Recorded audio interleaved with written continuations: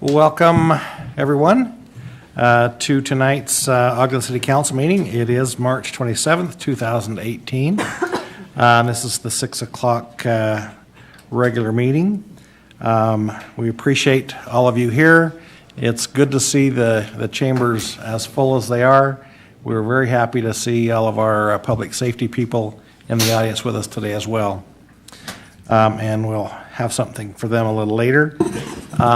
Those of you who wish to speak during public comment, there is a sign-up sheet in the back of the room. We'd ask if you would sign up on that, and we'll take those comments in that order. Let the roll call reflect today that all council members are present, and we'll turn the time to Vice Chair Nadolski for our pledge. Thank you, Chair Heyer.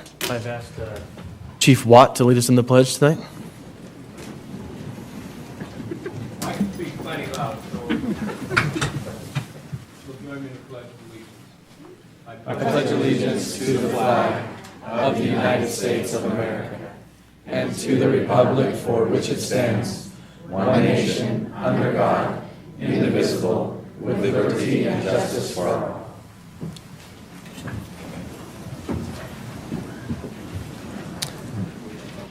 Thank you, Chief Watt. And now if each of you would join with us in a moment of silence, please.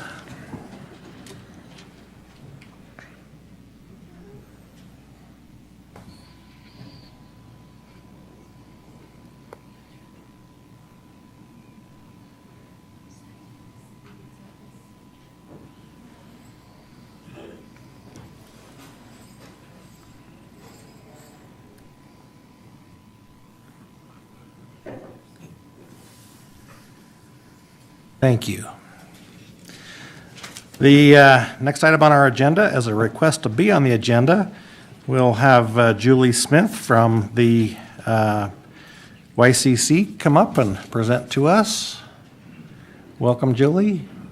Thank you so much. I really appreciate that. Yes, I am taller than that. I'm so excited. Usually I have to lower it. Thank you. Thank you for having us here. Thank you for what you do. You do an amazing job. And I have to say, I feel it a privilege to be here. Where should be the safest place as far as everybody is concerned? This very safest place that they feel secure. Where should it be? Yes. Your home. Yes, absolutely. And yet, the headline for Deseret News, January 2nd of 2018, domestic violence was once again the biggest contributor to homicides in 2017. At least 31 of the year's killings were committed by a family member or partner. We have a major problem, folks, and we're asking you to help us solve it. Right here in Ogden, we're a domestic violence rape crisis center. I would love to go out of business, and I have to say I have got a fantastic staff. We have a board member here tonight. Raise your hand. These are the fantastic people that make sure that we do the job we need to. So we help victims of domestic violence. Friday, we had 5 people come in within an hour seeking services.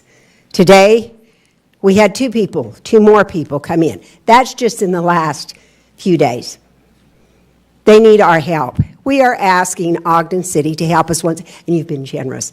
Okay, we love these people over here. Okay, we work with them with the lethality assessment, and they are saving lives every day. Because of that, they are calling us when they go to a domestic violence situation. We're the only state in the United States that has adopted it across the state. And what happens is the officer goes to the home and does an 11-question survey to find out how high the danger is. If the danger is high, they immediately call. They make that connection with us. There are times we send somebody out on site. Other times they can bring them to us, or they ask them, do you have your own transportation? Do you need to come in to save shelter? This has proven, number one, we have saved lives, obviously, but also that means if they do come in for services, that the officers don't get call back after call back. So it is safer for them as well. It's a win-win. So that's what we are doing. This is a public safety issue, folks. and we're asking you to join with us. We are asking, you gave us this money last year, we're asking for it again this year, $35,000. In fact, I have to say, Mayor Caldwell, when I went to WACOG to ask for it, was the first one to raise his hand and say, we will help you. You know, last year, I mean, it set the tone. Oh my gosh, we were so thrilled. Thank you again, Mayor. You're amazing. So we are asking for the $35,000 to support the services that we do here at YCC. And I have to say that you're getting a bargain, because every day that someone comes into shelter, it's at least $65 for shelter, $25 for food. A lot of them bring their children, all right? And, I mean, would you walk away and leave your children in a home that was dangerous? So they bring our children, we house the children, we give them food, clothes, case management, transportation, classes. We go to court with them. We have advocates that go to court. It's all about trauma-informed care. This would be a minimum of $150 a day. So for an average day of 45 days, it's $6,750 to work with these families, all right? And we did a survey, and the thing is, folks, when I came last time, we had not been tracking our clients by addresses. We just, if they came, we took them in. We knew zip codes, but not addresses. So since we had some of the cities in Ogden say, we don't have a problem with domestic violence, when we asked them for funding, we started to keep track of the addresses. So for just the past 6 months, since we've been keeping track, Ogden City has had 493 residents receive domestic violence and sexual assault services through YCC. This is just the last 6 months. What do you think? Do you think $35 is a bargain for those services? What would you do if we weren't there? When these people called and said, I need help and I need help now, what would you do? Anyone want to answer that? How many bedrooms do you have in your home? All right. And so we are asking, and folks, there's a lot more information here. I'm not going to go through that. I respect your time. But I would love to answer your questions. Have any questions for Mrs. Smith? I think she does a great job, and your facility is outstanding. It's part of the community that really helps those who really need help, and it's an asset to our community. And I have to say, we not only do the domestic violence, rape crisis, senior life care. We go out and do minor home repairs for seniors, low income, disability, for free. All of our services are free. I got to say, I do miss the real men can cook. You know what? We do too. I do. And so if you give us this money, we'll look into reinstating it. All right? I promise. And we also do housing for homeless. Hello, I need to remember that. So it's a promise.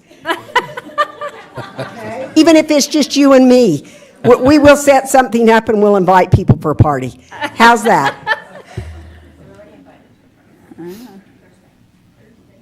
Oh, yes, our appreciation luncheon.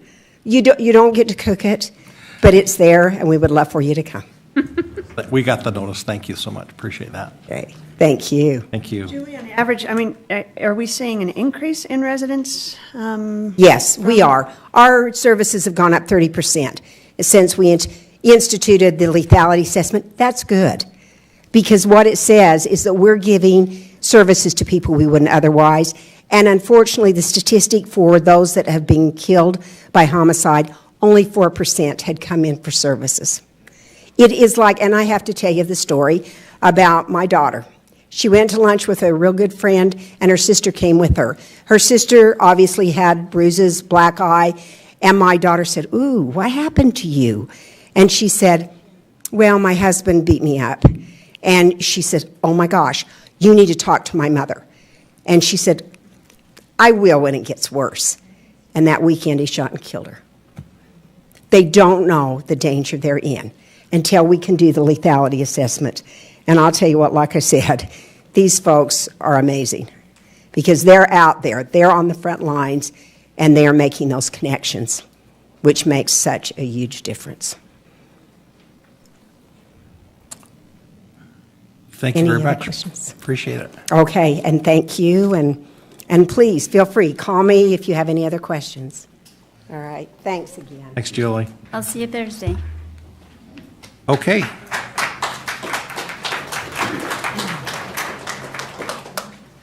Next item on our agenda is the approval of minutes. The first meeting was the regular meeting and closed executive session of September 5th, 2017. Councilmember White. Yes, Chair Heyer, I've reviewed those, and they seem to be correct.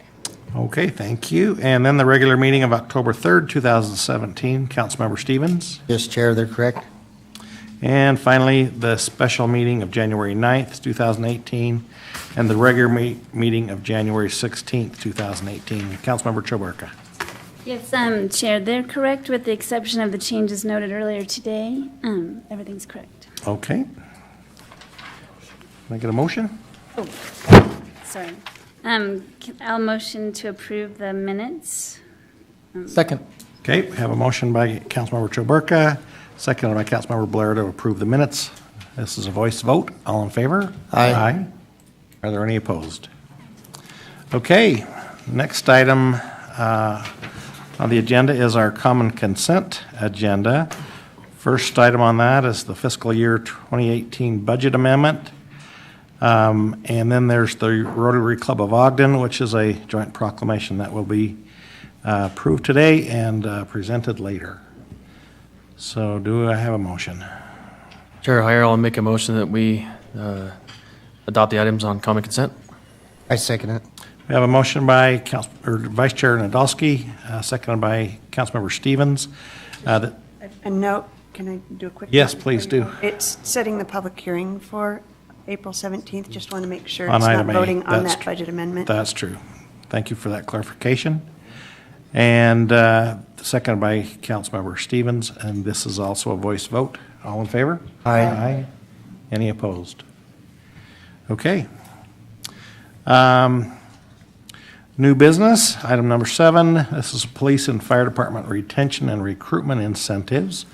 We have, I think, both chiefs here today. And Chair, we're going to invite our new Assistant Fire Chief to come up and meet you. We'll let Chief Matthews do the introduction. Thank you, Council.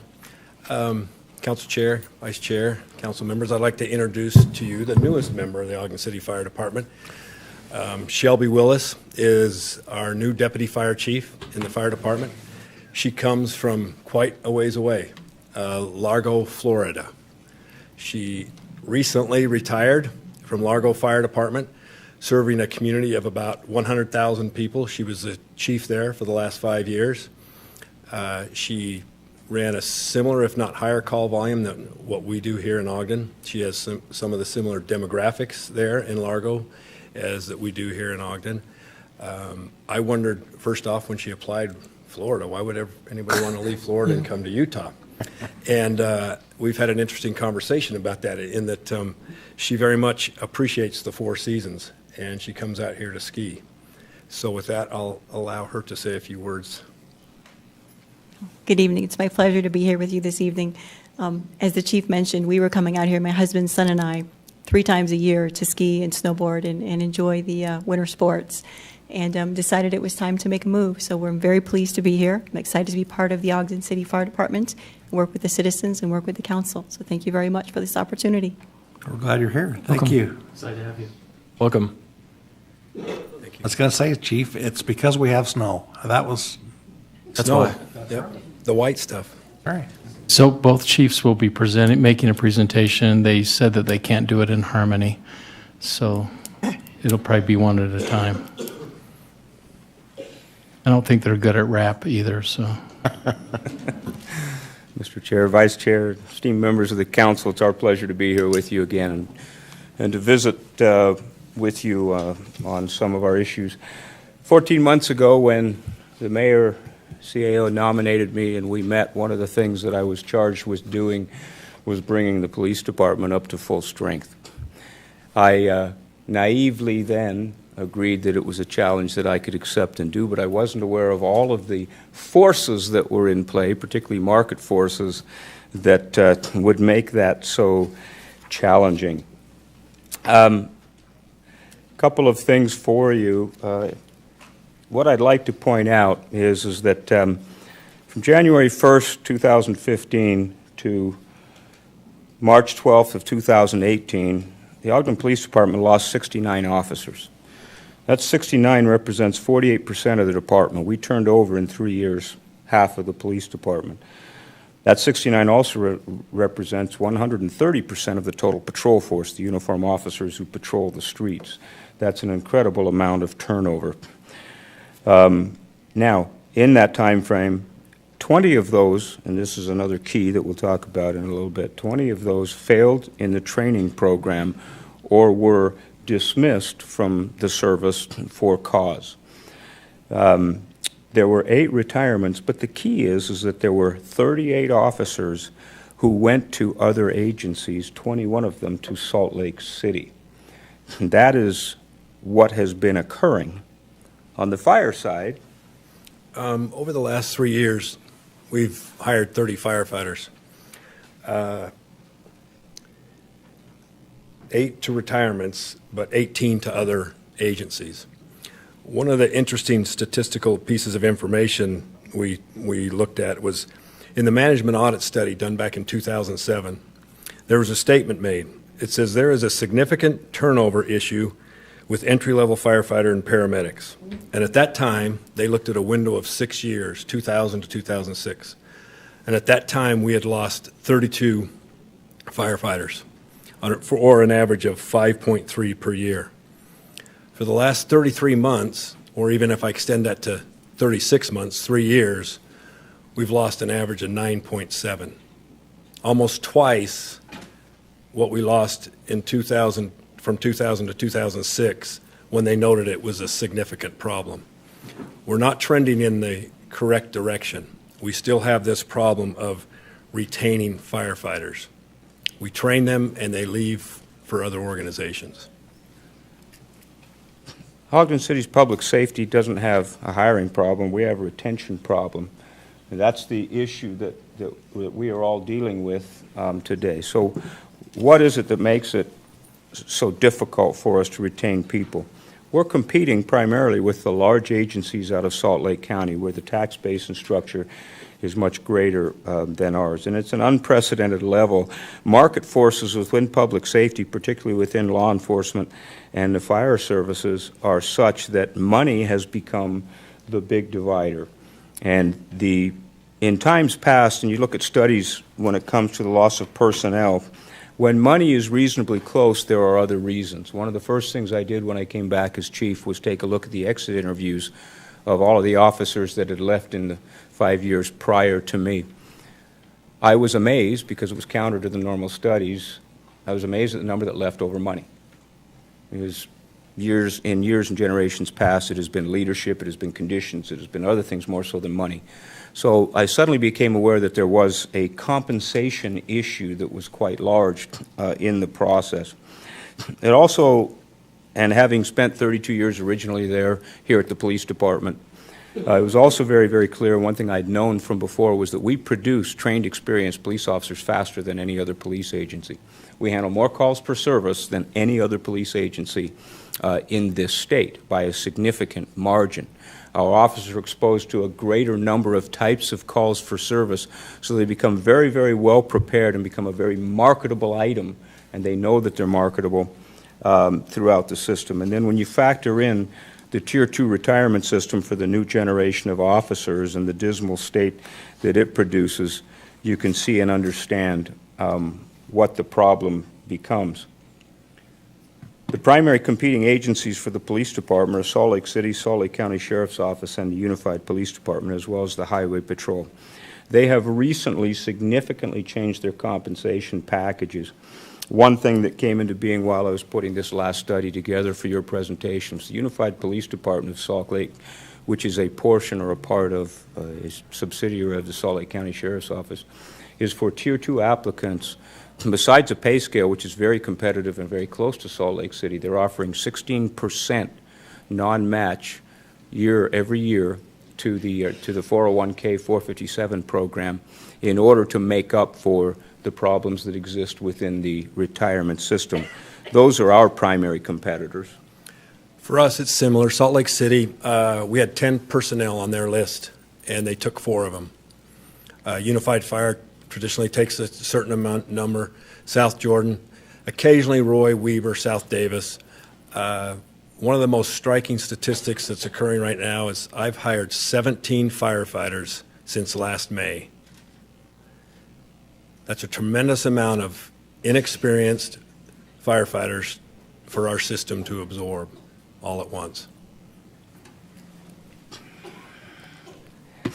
So the certain issue that exists for us and why we're here tonight and why we've come up with this solution to our problem is that based on the last 3 years and based on the number of positions to be hired, 50 new positions authorized at Salt Lake City, so their current losses plus the new 50, 70 officers to be hired at the Unified Police Department, and that does not include the Salt Lake County Sheriff's Office's number, which is 40. Also, in speaking with the Deputy Chief at Unified, they have 110 of their 440 officers who are eligible to retire this year. That's going to create another dynamic depending on the numbers that retire as well. All of those people, all of those agencies recruit directly from the Ogden Police Department. As well, we have an additional 12 police officers who are eligible for retirement in the Tier 1 system this year. You'll remember I came to you here a number of months ago and asked you to authorize what I call overstrength hiring, which is those positions above my numbers. That's because I'm always chasing a number that I can't ever get to, but I can forecast losses in a normal year. Anecdotally, I'm told right now I have 15 people in the hiring process for Unified alone. I don't know how I continue to sustain those types of losses, and it's important that we make these adjustments and that I get a message out so that we can look at how to fix this. And on behalf of the fire chief, he's got 20 fire officers who are eligible to retire this year in the system. So what is it that is causing the stress in terms of compensation?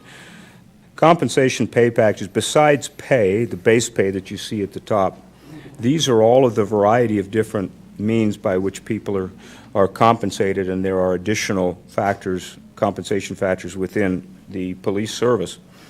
When you just take pay, and what I did is I used Salt Lake City because at the time I was putting this together, Salt Lake City was my primary threat. Now Unified is, and Salt Lake is right there with them. But if you take an officer who starts today at Ogden Police and one that starts today at Salt Lake City, they top out in their pay scale at 6 years. We top out at 9 years. There's still a $5.50 difference between those two upper ends, and you carry them out for 30 years. The difference in just pay is about $190,000 over that 30-year career, which is a significant amount of money. But the key to that is that adds up to $7,000 more dollars a year, $7,000 more annually in retirement money based on how it's factored. So if they retire a certain age, over 25 years of retirement, that $8,000 difference in retirement, that $6,000 difference in retirement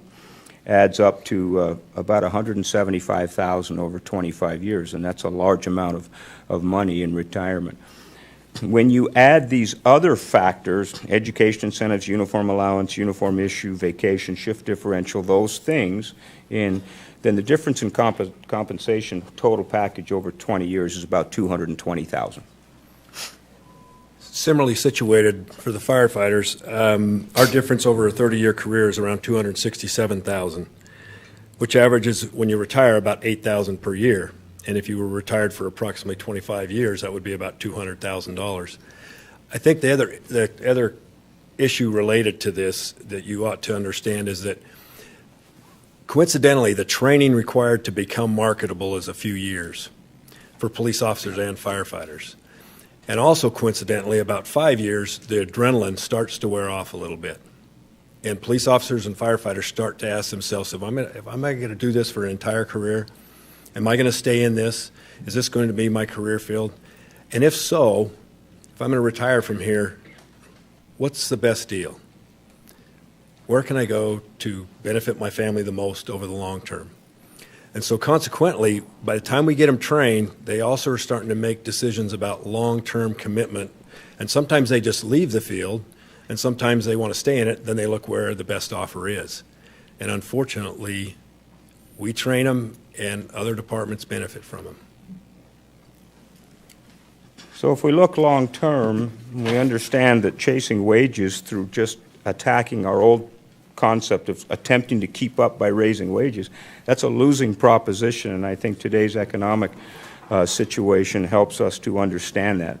It's very, very difficult to us to think in terms or to ask you as the City Council with your budgetary responsibilities to keep chasing this single number. So we've looked at a number of things over time. We came to you not long ago, and we looked at some things, and based on your assistance, support, and approval, we were able to put some things in place.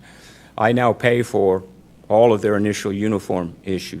I hand them a check for $1,100 versus them having to take a loan against their against the future dollars they earn in their clothing allowance. I now issue all of their initial equipment.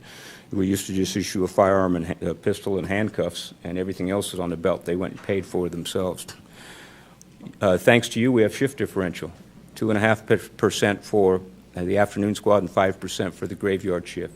Thanks to you, we have an education incentive. That makes a big difference because it makes us competitive, because our competitors, primary competitors, have both of those things currently in place.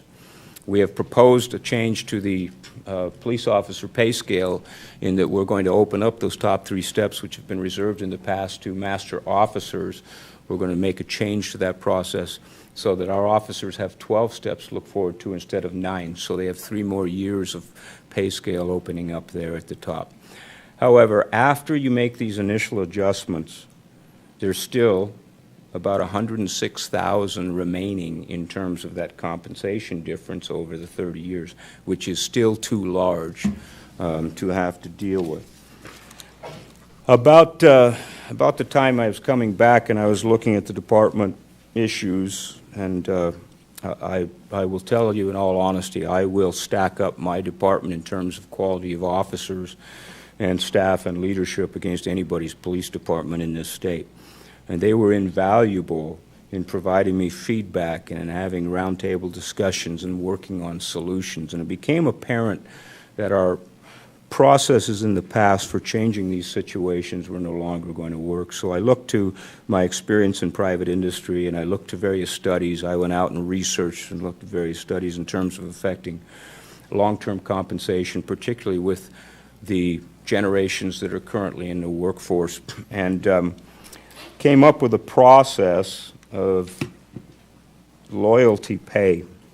The goal being to build brand loyalty with this police department and consequently with this fire department. And through that process to negate the compensation advantage that exists on behalf of my counterparts south of here. And so loyalty pay adds up to a variety of things, and we'll go over how it works. But because of the way it's paid, the first thing that was key and critical is it avoids the Utah retirement system charge of 48.68 cents on every dollar. By the way, that's going up to 48.72 for us. It avoids that because the Utah retirement system does not classify loyalty pay as it being a type of longevity pay as chargeable against the retirement system. It's a system of loyalty bonuses. We lose the majority of our officers in the first 3 to 5 years, and you'll see in a minute how we're going to negate that. But then we want them looking to the long term. What does the future look like? What's just over the horizon that they're catching a glimpse of that will cause them to want to continue to stay here? So it involves a system of bonuses each year for the first 5 years, and then follows with every 5th year after that. It also includes, in order to work on their long-term survivability, long-term retirement capability, it also involves matching funds by the city, by this police department, fire department, by the city, based on your approval, if they will put their portion, any part of their portion, every dollar from $1 to $5,000 in a qualified retirement account, we will match it with $2 for one. And so, in essence, what it does is completely negates the Tier 2 system's detrimental effect on long-term retirement, and we improve that. It was interesting to me as I did research how many police departments across this country are doing similar things, and how many different cities have independent retirement systems either in lieu of or in conjunction with state retirement systems. What it adds up to is $105,000 in total bonuses over 35 years. And as I can't guarantee that conditions will stay exactly the same, but it accomplishes compensation parity. And so the incentive to move to another agency is substantially reduced. So that's essentially where we're going. So here's exactly how it works. And keep in mind, again, I lose the majority of my police officers, and he loses the majority of his firefighters when they achieve market strength, and that is in terms of their training over time, 3 to 5 years. You complete your training and you get out in the field at the end of your first anniversary date with the fire service, the police service, you get a $1,000 bonus. At year 2, a $2,000 bonus. At year 3, a $3,000. At year 4, a $4,000. At year 5, a $5,000. For a total of $15,000 in bonuses in the first 5 years. Why? Because the difference between Salt Lake Unified, Salt Lake County, and UHP is about $11,000. It's between $9,000 and $11,000 that they would make in compensation, direct pay, during that first 5 years. I'm going to pay them more to stay than my competition is going to pay them to go. The next phase, of course, starts with year 10. Now we give them a reason to look long term. We get them through the first 5 years. Now they start looking at 5-year increments. I got to stay 5 years, and when I do, they're going to give me a $5,000 bonus on my anniversary date. However, if I will put that away into a qualified retirement account, we will match them with up to $10,000. So $15,000 every 5 years, which completely undoes the $106,000 remaining, and it completely undoes the retirement, detrimental effect of the retirement system on long-term financial health for the officers, firefighters, and their families. The maximum amount is $90,000 on the 5-year anniversaries plus the $15,000 in the first 5 years. There's no match to the first 5 years. That $15,000 is theirs. The match starts at year 10. One of the things that is important here is that we went out and we got a couple of brokerage firms to tell us what that would be worth over that lifetime in terms of a value at 2%, at 5%, and at 7%. And as you're aware, when it comes to compound interest, that makes quite a difference. And as I said, it is extremely beneficial because it overcomes all of those issues with which we are competing with both our competing agencies and the dismal retirement system. So what is the impact? Well, it makes Ogden City one of the top 3 police departments to work for in the state in terms of total compensation package. Now let me tell you why that's important. As was reflected by the number of officers, 20, that have failed to make training and have been dismissed for some form of misconduct. We are currently hiring because of the market stress, because the competition, we're hiring from the bottom 2/3 of the pool, not from the top third in terms of the quality of what we're having. We're getting good people through the system, but we're losing a bunch along the way. And the good people that we get and that stay and make it into the system, that don't fail or don't get fired, are marketable to the other agencies. So we have this revolving process which causes us a great deal of turnover stress. Because of this package, we will hire more laterals than we will probably hire new hires. That means somebody else is paying to create them, and I'm getting the benefit of that. But I want you to see the number. When we hire somebody, when we start the hiring process, it takes about 60 days to do the hiring process. So for 60 days, we're dealing with it. Then it takes 14 weeks at the police academy. Then it takes 16 weeks in the FTO program. So it used to be 32 weeks that someone would not be in service. And that's a key, because for every vacant slot, every time I hire, you're not going to see a qualified uniformed police officer out on the street for 32 weeks. Well, as you're aware, our failure rate was getting too high, and we found out that we had to do other things. So we began a preparatory training program. So we now prepare people to take our test and go to the academy, so have a great chance of getting through it without failing. And now we have our own internal training academy to give everybody to check and make sure they have everything they need to successfully get through the field training officer program. That's 39 weeks. You won't see, from the date of hire, an officer out on the street for 39 weeks, and that's critical because we can't put officers out too soon. That costs us a certain amount of money. But with lateral hire, they come in, and that time, because they've been in other agencies, they're a proven product, that shrinks dramatically, and we save $84,563 per officer that we hire laterally. Right now, with none of this in place, right now we have 9 openings. We have a lateral competition going. We've only had 3 laterals apply because they're all going to Unified Salt Lake and Salt Lake County. When we open this up, we expect to see a deluge of applicants because we are now competitive with those other agencies. There's also substantial reduction in overtime. One other thing I want to draw to your attention, and that is that I currently have 7 vacancies. I have 12 officers somewhere in that training pipeline. That means I only have 124 officers fielded in the field out of 143, and that's normal. I rarely have 130 out of 143 officers in the field because of this rapid turnover and the turmoil that it creates. Now, my goal is to get to 140, where I'm keeping 140 people staffed in the field, because there will always be a retirement, there will always be somebody that chooses a career change. But with your help, if I can get to that, think what I could do with an average of 10 more police officers. Think about the high visibility work we could do in the Central City District. Think about the things that we could do downtown. Think about what we could accomplish with 10 more officers in the field. And I think it's doable, but it's going to take something like this in order to do it. Similarly situated, we have the same kinds of problems in terms of the cost to train the firefighters. Our costs aren't $84,000, but roughly $43,000. We just hired 4 firefighters last week. That tops us off at 17 since last May. A significant amount of training is necessary to bring these folks up to speed, so to speak. They look the same as another firefighter, but they are not the same.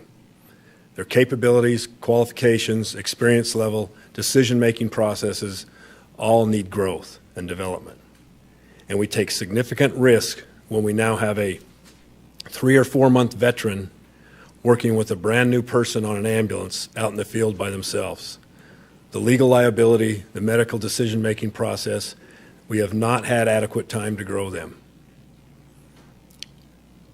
It's a significant problem that we continually worry about in terms of keeping retained, qualified firefighters in our workforce. 17 in the last 10 months. It's significant. The following is the budget impact, and this is predicated on the proposal of beginning with the police department January of 2018, using existing allocated budget funds to fund this program for the first 6 months from this last January up till June. And then looking forward, this is the projected amount of cost for the next 5 years for the police department and fire department. And it's all predicated on seniority dates and eligibility for the bonus plan as illustrated. And I think this is just another way of stating the initial costs and a distribution of the cost in the general fund and the medical fund. In the police department, you can see there, and the fire department, and the total is $546,000 for FY19. and that's excluding the remainder of 18 because they're using existing budgeted funds, and then a distribution for the medical fund. Here's the projected 5-year costs over time. And one of the reasons that jumps in FY21 is just because of anniversary dates of certain firefighters and police officers. We have another looming concern that's coming up, is that a couple of years ago you did some tremendous things in improving our STEP program and our compensation plan then, which it's allowing some of our experienced, soon-to-be eligible retired folks to look at retirement. And we have a potential of seeing another mass exodus of people leaving because their retirement's predicated on their 3 highest of their last 5 years. Those 17 people that I hired this last 10 months are our future supervisors, future captains, future battalion chiefs. We've got to groom them. And if all of the cream leaves in that first 3 to 5 years, that's the long-term detrimental effect of what we're seeing, both in police and fire. The future supervisors of our organizations, the best of the best that we are hiring, are very marketable.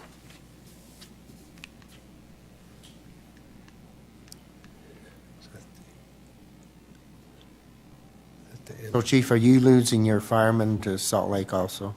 Yes, Salt Lake, UFA, South Jordan, South Davis, pretty much predominantly within Salt Lake County, a few in Davis County, and occasionally Weber County. Mainly Salt Lake. Excuse me? Mainly Salt Lake. Mainly Salt Lake. I've had many conversations with the chief. He'll call me before he offers them a job and lets me know who he's going to offer a job to. Somewhat apologizes, but he says they're great personnel and I'd like to hire them. We're going to ask Lisa Stout to come up and talk about the impact as well. I'm just a cop with a badge and a gun. She's really smart.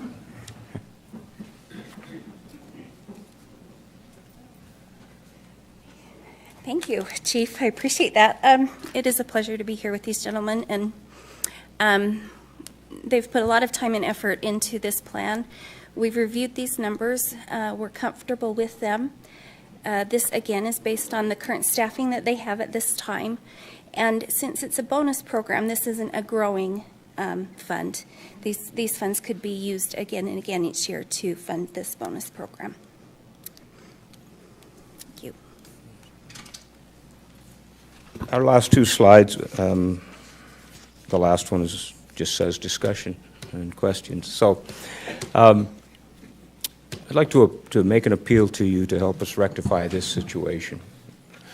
We, in terms of long-term health, in terms of the good of the city, in terms of things we'd like to be able to accomplish as we move this police department into a 21st century police department, as we've been able to make adjustments and changes to become more effective, and we're seeing the positive effects of that, we've got to do something about the rate of turnover.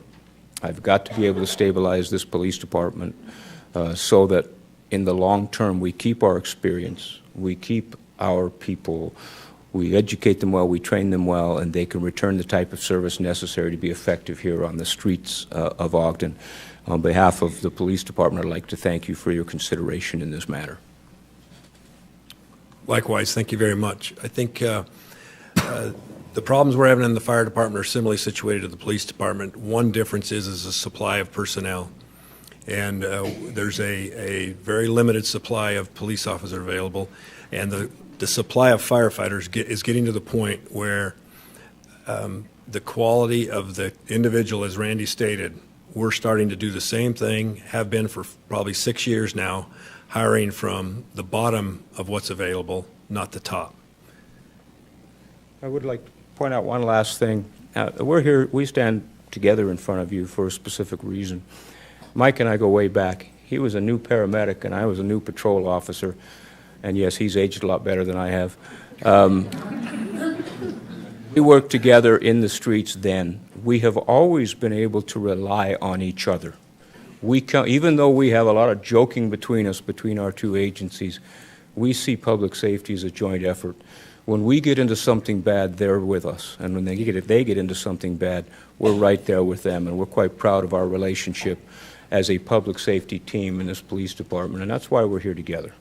That's why we're asking to deal with this as a public safety issue and initiative, and not just as a police department or a fire department issue. And we'll be happy to entertain any questions you might have.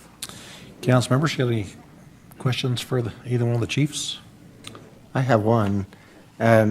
What about those who are already in the service, both fire and police? If I'm either in the police for 10 years and likewise with the fire, how do I work into this program, or is this program just for those who are just coming on? Every single person currently employed by the police department falls somewhere in this schedule. I have a spreadsheet that has listed every position, including the vacant position, and that's how we calculated the costs that would be necessary.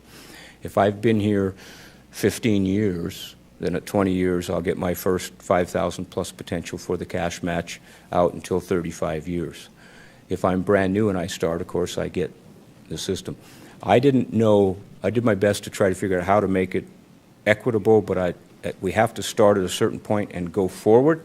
I don't know how to go back. But the one thing I did do, with agreement from our city administration, who have been extremely supportive on this issue, is out of my existing payroll dollars as a result of the vacancies, I'm going to go back, with your permission, to January 1st. And anybody who was within 6 months of the July 1 window, I will take care of. But we're going to start from this point, move forward, and we'll do the best we can. There will be some people who will be less happy than others, but I would hope they would look past the individual effect and look at the long-term effect, because I'm not sure how to rectify that piece without disrupting the whole system, and I'm not willing to do that. One thing, Council Member, I'd say to that in terms of functional effect of this program. Randy explained the financial impact, and so every 5 years, up through 35 years, you can be affected. When this became public information Friday, I met with our 3 shifts that worked Friday, Saturday, and Sunday and explained this particular program under consideration. And it was interesting. I had a 20-year veteran who's a training officer who's got a wealth of amount of experience and talent thinking about retirement, who's now saying, maybe it's a good thing that I stick around for another 5 years. So that's one more person that I'm able to hold on to with 20 to 25 years experience for the next 5 years and not replace him with 0 experience.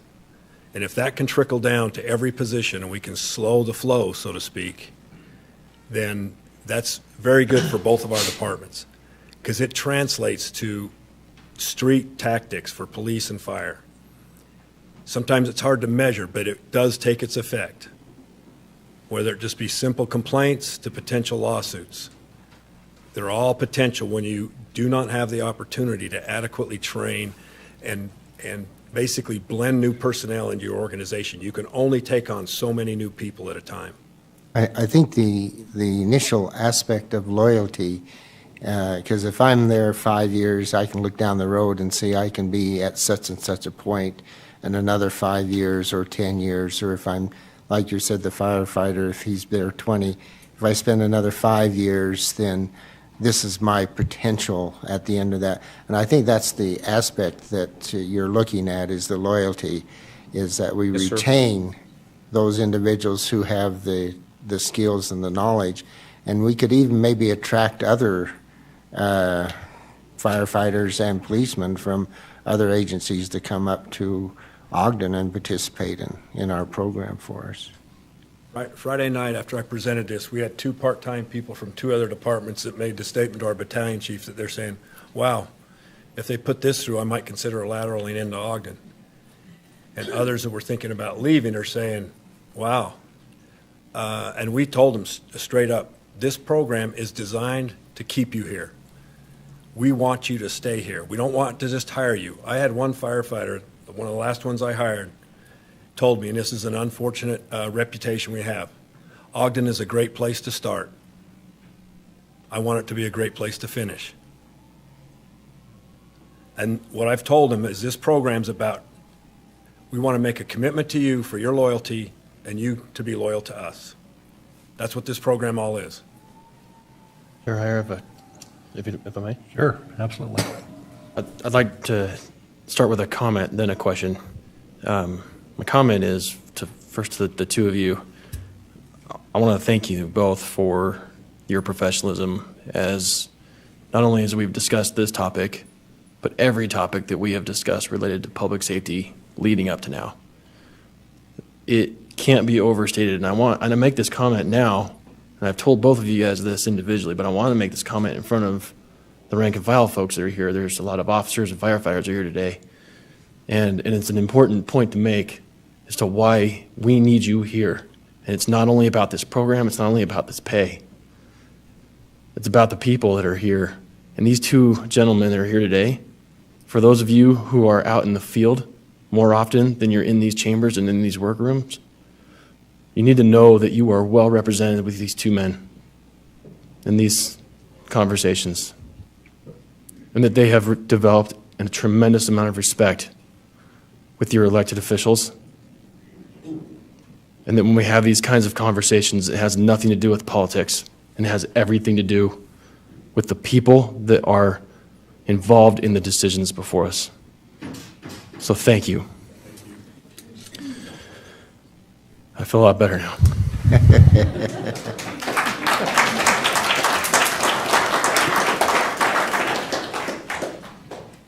I Question. We have talked a lot about this, and I have not been afforded the privilege or the opportunity to hear from folks. I get to hear from you. We get to theorize and hope about what we think this impact will have on folks. What are you hearing since this proposal has been agendized? Are people excited about this? What are you hearing from the... I talked to all three shifts. I was fortunate enough to meet all three shifts, and our former union president had nothing but great words about this potential program.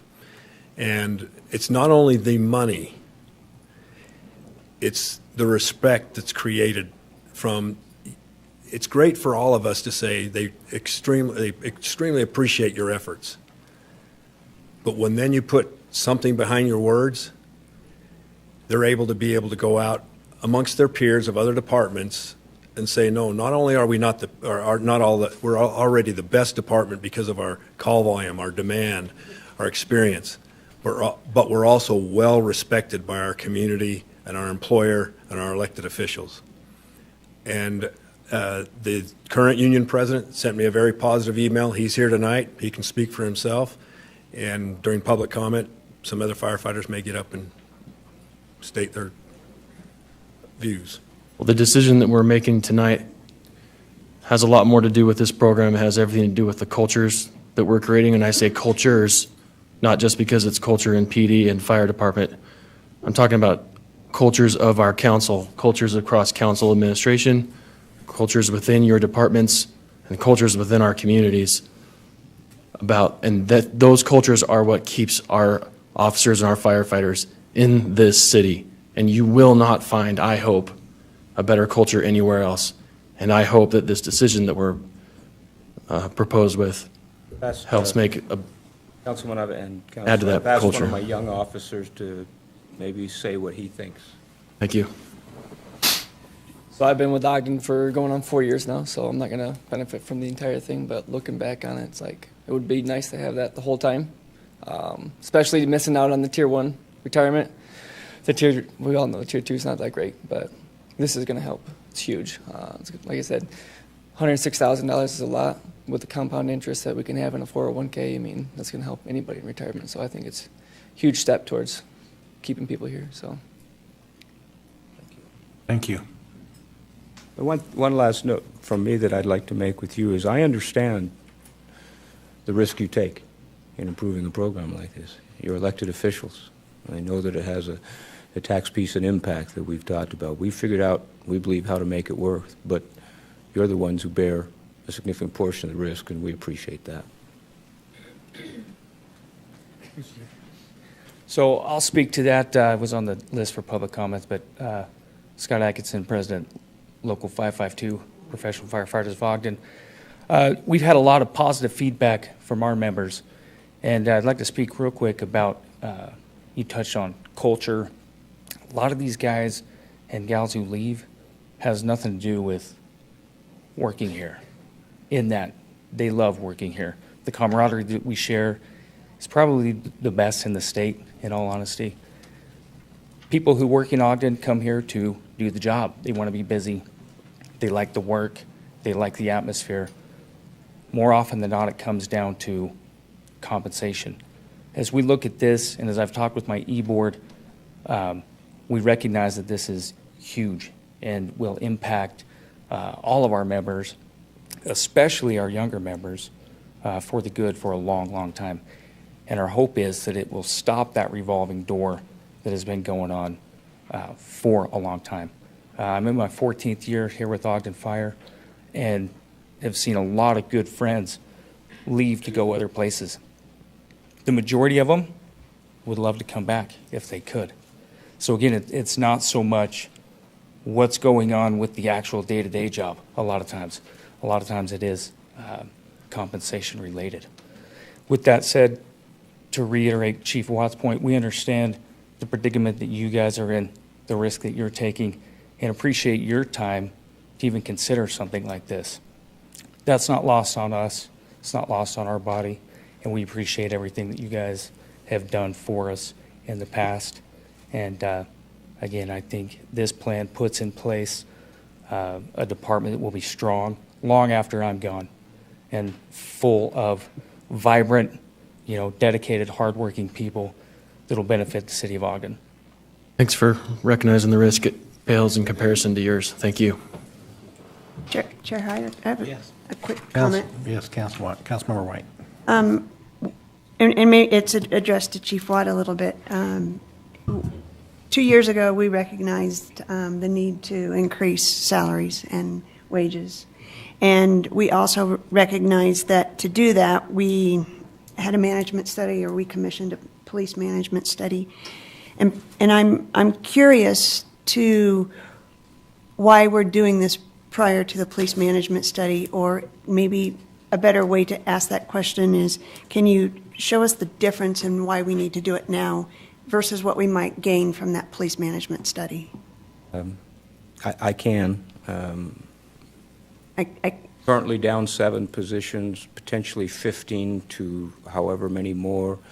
3 more hiring cycles for Unified Police Department this year. A new hiring cycle for Salt Lake City PD. I don't think I can afford to wait, Councilwoman. Chief, may I also add, there's 605 open police positions in the state of Utah right now.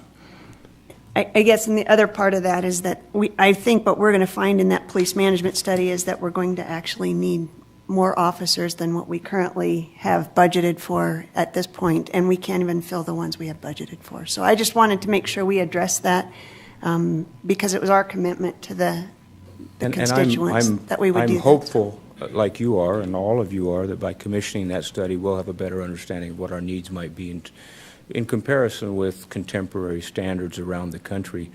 I just don't know that I want to wait that long. I appreciate you asking that question and getting that answer. I think it's good for the public record that those are all part of the equation. I mean, this is not a small issue. It has a lot of facets, and but we do know what we do know, and that's why we're doing what we're doing now. So appreciate your presentations. Is there any more comments for the chiefs? I have one. I've understood that if we don't have adequate police or fire, that my property tax or my insurance on my home increases because there's not that coverage. And so, we look at this maybe as a citizen and say, gosh, how much is that going to pull out of my pocket? Well, if I have to spend more for my insurance because our city doesn't provide adequate police or adequate fire, then I'm going to pull that out of my pocket anyway. And I'd rather have a safe community and a protected community, both with fire and police, to protect my insurance rates. And I believe they're tied very closely to that coverage aspect. That's very valid, Councilman. Anyone else?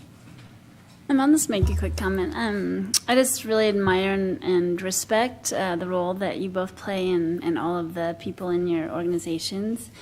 And I feel like you've invested a lot in our community, and I want to be able to back those thoughts and ideas with helping to support this resolution and just to really bind those relationships between the community members and the people that are serving in the community too. I think it's very important. I do have one, and it's more of a clarification, and it might be for Lisa. A couple slides back, there was a figure, the 5-year figures, and I thought, maybe I'm crazy, maybe I'm wrong, that was what we have now, what we've staffed now. Is that correct? Based on what we've staffed now. Correct. So if we do have people leave, it will change kind of that trend But line. if we get up to the 140, like Chief Watt is hopeful, that'll also increase that amount. Is that correct? It will. I calculated it on all 100. Okay. That was my question. Okay. Depending on their level of service, Yeah. it could impact that. Yeah, perfect. Thank you. Comment? Yes. Chair Heyer, just very quickly, I just want to say thank you also, both chiefs, for coming and putting together this great presentation and thinking through this important process and proposal.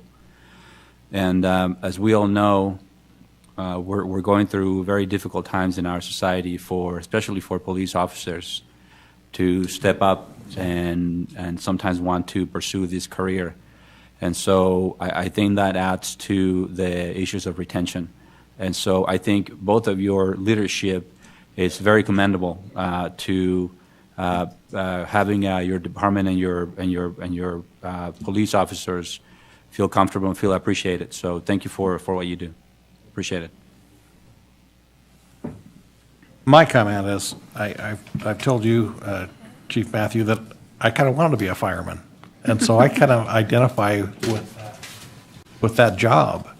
And I have a son-in-law who's a police officer. And so, I kind of get to see both of those fields from a personal standpoint. And so when I look at what our officers and firefighters, they do a critical job for our community. And I see us as government, that's the number one thing we need to provide for our citizens is a safe community.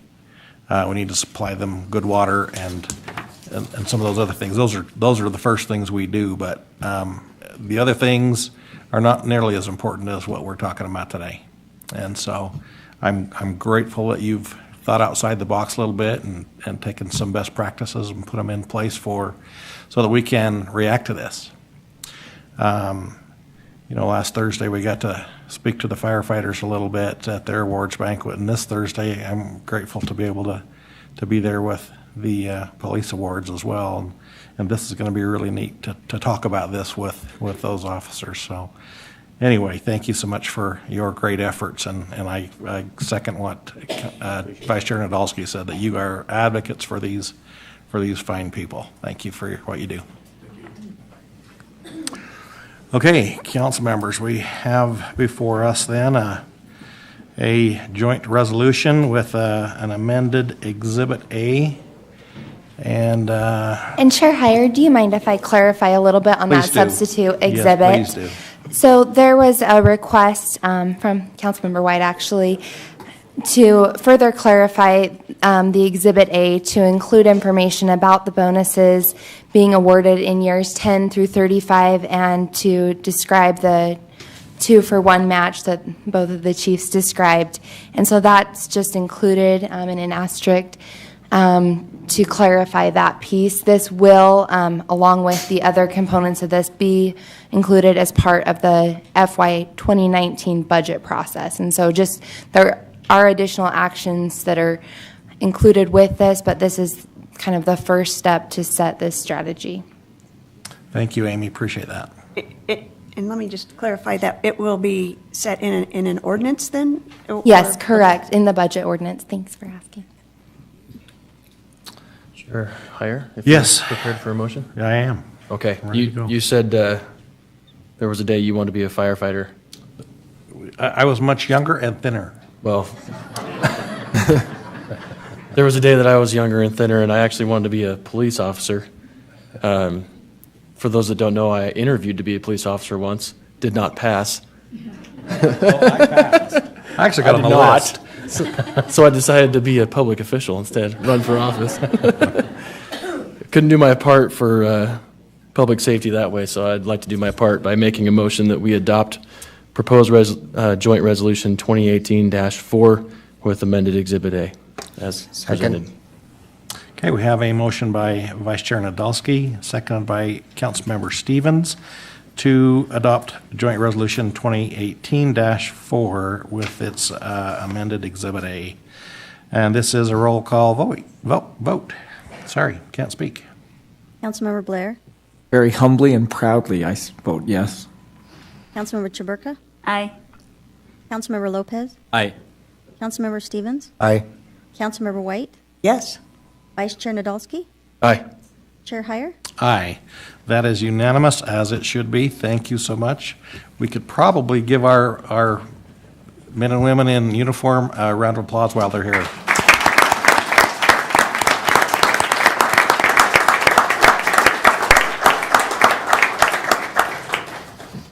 Thank you so much. Appreciate you being here and for what you do for us.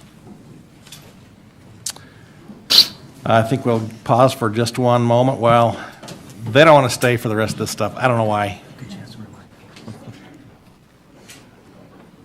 Also, as public comment is coming up, we're going to give our mayor and CAO a minute to talk about the Marshall White pool situation. And so if those of you who want to speak on public comment, is there still a paper back there, or is this it? This is it. Okay. We will go through this list when we get to that point, and if there are more, we'll just have you come up. So, Mayor, would you like to address that situation? I would, and I appreciate everybody being here. Obviously, recreation in Ogden's been a big part of who we've been and where we're going. We got notice of this about a week and a half ago when the employees came in and the pool had dropped almost close to a foot overnight. And when they looked at that, it brought a little bit of panic in everybody, knowing it's a 50-year-old pool, and we didn't know what was going to happen with that. We brought in some engineers immediately. They looked at the pool. It's not like you see on the infomercials where we can go spray some magic potion on the bottom of the pool and clear all the cracks. And so what they've been doing, they're doing 9 core drills in the next number of weeks, and they're going to give us an estimate on what it's going to take to fix and repair the pool. Right now, we don't know what we don't know, but we do know that the engineers came in and said there's a legitimate risk of the entire pool collapsing and life safety issues. So we don't want any of you doing water aerobics, or we don't want a whole bunch of kids doing swim lessons, having the pool drop on them, and because it's a nice to have and a convenience, having a significant loss of life or anything else. So know that we have paid tremendous attention to this. We've been working on it. We'll have a better idea and sense of what it's going to require, what the investment will be, and what needs to happen there in the next couple of weeks. As soon as it happened, we had people on site immediately. We drained it, obviously, and closed it so we could understand what's happening. You've got concrete that's falling, rebar that's not attached anymore, and that happens with a 50-year-old pool. Unfortunately, engineering 50 years ago isn't as good as it is now, and we want to make sure that everybody that goes in knows and has the confidence that they're going to be okay to pursue their recreational activities and everything else. So when we have that information, we're going to be more than willing to present it to everybody and have some dialogue on where we think the best use of that money and those investments will go. But right now, we're in the process of gathering information and making sure that the public remains safe, and that's our number one priority. So we're about a week and a half in. If you can give us a little bit more time to gather more information and have the engineers do their work, do their core drilling, everything else, our ultimate goal is to make sure that everybody gets to enjoy the quality of life we have in Ogden, but to be safe in doing so. And until we can come to you with legitimate information that's been studied and put together, that's our promise. We've been on it. We're giving it the full court press, and we'll continue to do that. But we still don't know what we don't know. But I want you all to know that we really appreciate your being here, your passion for the community, your passion for the Marshall White Center. but we want to share our passion for making sure that you're all safe and enjoying those recreational opportunities. So we're happy to listen to public comment and take all that into consideration, but until we give those engineers a chance to go through and tell us exactly what's going to happen, we don't have a whole lot more information to share. One of the goals at the end of this, once we get all that information, is we're going to put a request for bids out. So when we know what the problems are, we can put it in the hands of legitimate contractors that can come in and give us a legitimate number value on what the actual construction and rebuild requirements will be. And we'll be very public with that and share that with everybody on all of our platforms and everything else. So we're still deep in the process of information gathering, and I hope you'll give us an opportunity to continue doing that. That being said, we've also talked with the school district, and we have Ben Lomond Pool. They're offering, they're working on some reduced rates and bringing your instructors from Marshall White up to Ben Lomond, which has a shallow end, so people can get in and out. I know Ogden High School, it was made as a more competitive environment. It's a 7-foot deep pool, so they can do swim competitions and they can play water polo and a few other things. We didn't go to the Ogden High pool for that, but we did go to Ben Lomond. So we want you to know there are options, and we're working with the school district now to address those so you're not completely displaced.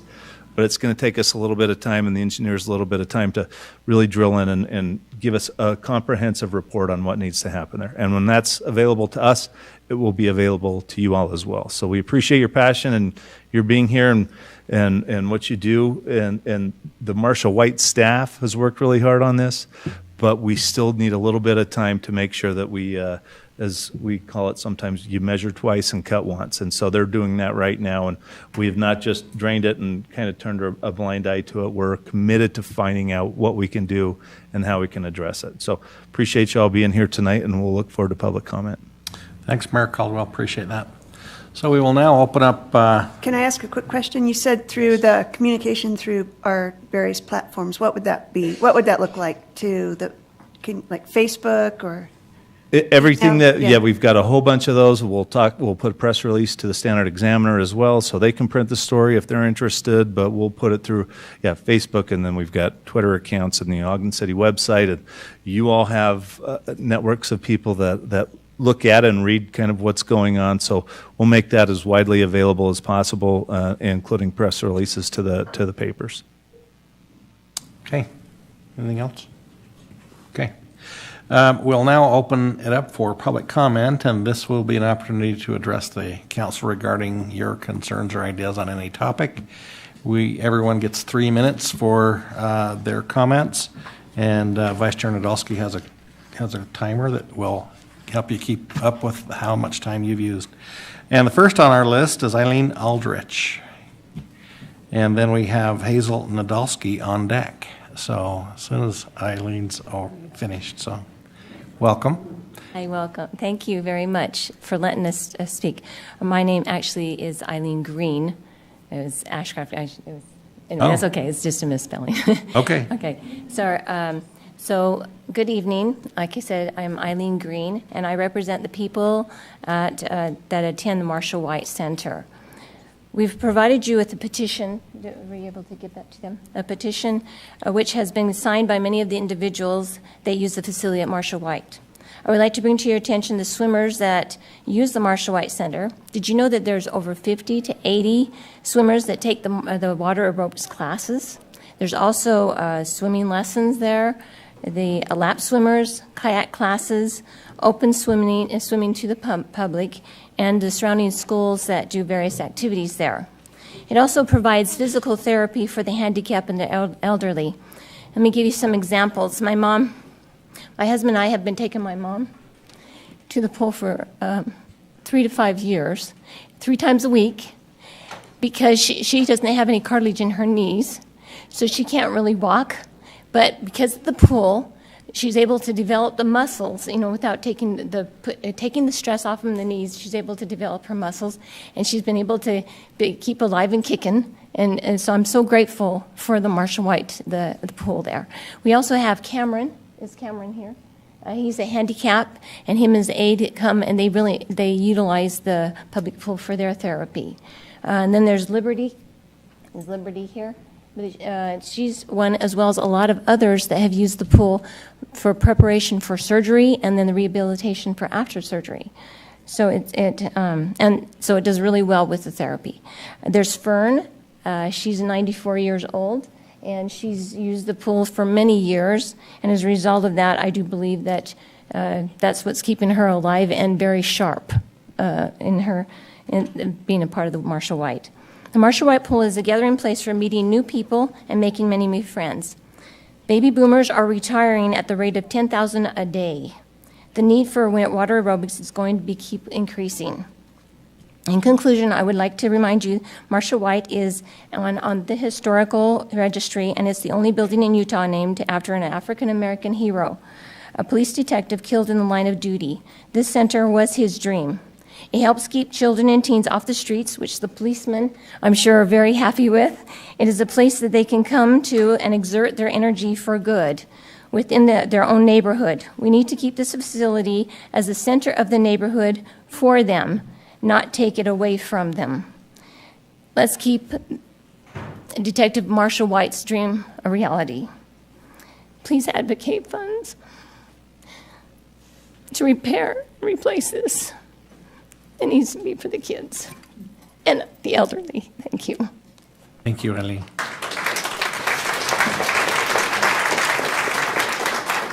Would ask that you would kind of hold your applause. That would be well. So, as per our, just for decorum. Can I intro Hazel? Can you introduce Hazel? Oh yeah, please, Hazel.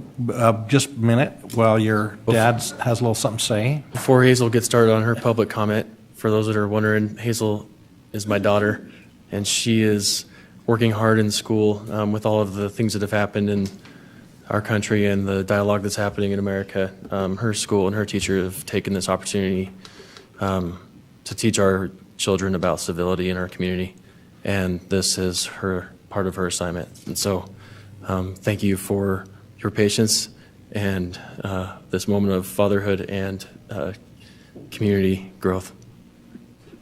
Okay, Hazel, you're up. My name is Hazel Nadolski, and I am in Miss Valeza's second grade class at Ogden Preparatory Academy. And this is my sister, Millie. March is Women's History Month, and at school I learned about suffragettes and how they changed the world by using their voices and won the right to vote. Even though I'm only 8 years old, I don't have to wait until I'm grown up to change the world.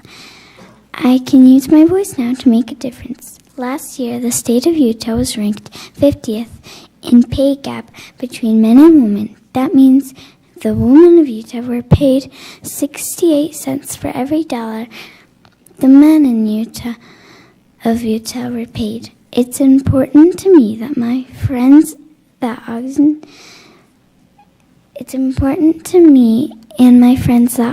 City sets an example to the rest of the state and make sure that the girls know that we are just as valuable in this society as the boys, that we are just as smart, just as capable, and just as needed in the workforce. It's important that girls in my class know that what they think matters and what they too have value, and that they too will be paid what they are worth as a community. As a community, we should expect businesses to treat their workers equally, no matter if they are a boy or a girl, equal pay for equal work. Thank you to the City Council and Mayor for letting me speak about this important issue, and thank you to the men and women in red and blue for protecting us every day. Thank you, Hazel. Very good job. That was very good. Okay, we have Zachary Bray is next. I may not be as endearing as Hazel, but I will sure try. So, and Parker Little is on deck as well. Okay. Okay. My name is Zachary Bray. I'm 23 years old, and I spend nearly 60 hours per week working with local youth and putting my blood, sweat, and tears into making Ogden the greatest place on earth. Not just for corporations and developers, but for families and the young and the old and all of the wonderful people in between. If this sounds familiar, it's because it is. I was in the exact same place, giving the exact same speech on June 6th of last year. At this time, I was optimistic and energized by your presence. I saw the City Council and Ogden City Hall as a champion of the people, and where good always won out in the end. At this time, I'm no longer optimistic about who City Hall is loyal to. If you remember, my parents have been battling a local developer, Mr. Brad Nesbitt. Mr. Nesbitt has a commercial tenant at the location of 4300 Harrison Boulevard called the Pie Pizzeria. While they make great pizza, they make a lousy neighbor. The noise can be so great that my parents and I have called Ogden Police Dispatch 7 times just since January. And sometimes multiple cruisers were dispatched, and this is often in the AM hours, close to 1 a.m. We've also had rowdy patrons throw rocks at our dog, Zoe, cigarette butts flicked into our backyard, and even a patron urinate in our yard. If you're wondering about a solution to this problem, there is one. Awesome. It's called the Ogden City Code 1538.3, which states, whatever development abuts property in a residential zone, screening is required to protect residential properties from the impact of lights, noise, increased pedestrian and automobile traffic, invasion of privacy, and physical intrusions on property. This is Ogden City law. The only problem is no one wants to enforce it. Not the planning department or the mayor's office or the city council. It appears that all of you want to look the other way, while developers like Mr. Nesbitt tramples all over the people that make Ogden great. My mom spent 30 years working with local youth, and my dad's a 100% disabled veteran who's currently on bed rest due to his combat injuries. These people have been placated, lied to, ignored, and mocked, not just by Mr. Nesbitt, but also by city officials. It appears that the only thing that will get your attention is a massive newspaper article, which there's been 2 of. I'd even go so far as to say that many people I've spoken to with this problem feel that it would be fixed if it was next to any of your homes. Mr. Nesbitt claims that the federal water canal between our properties acts as a buffer zone, so he doesn't need to follow the ordinance. That is gravely incorrect due to Mr. Nesbitt's nice big parking lot that consists of 18 exclusive Pie parking stalls, semi-trucks arriving several times per week, as well as delivery drivers, all of which sit on top of that federal water canal, therefore it abuts our property. He has no excuses, but in his words, I won't do a thing unless the city makes me, and he's promised multiple times to do it. I think the residents of Ogden need to see that City Hall will stand up and enforce its own laws rather than bending to the urge of tax dollars and people like Mr. Nesbitt, because it's only going to get worse, and not everybody has the tenacity to fight back like we do. The Pie Pizzeria General Manager Brian Horman stated, I don't want to shove anybody out of their house, but at the same time, we bring in a lot of tax dollars to Ogden. So the ball's in your court at this point. Thank you, Zach. Appreciate that. Yep. Okay. Parker Little?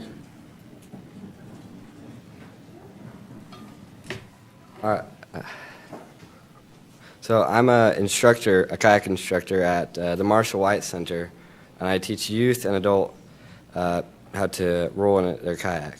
So from experience, I know that the kids and the adults all use this place for, recreation and to keep them out of trouble sometimes. It's a good it's a good place to spend their time, and they learn a new thing which can help them throughout their life, and it'll give them good experiences throughout their life. So it's a good place for them to be. But I know it, sorry. We need the pool. Huh? We need the pool. Yeah, we need the pool pretty much. That's the main point. But it has a lot of benefits to it. Like, not only for the kayakers is a benefit. Every time before I get there kayaking, there's always swimmers there getting done, so I assume the swimmers use it a lot. And from all the older people here, I can tell that old people need it too. Seniors. Yeah. Parker, how old are you? 14.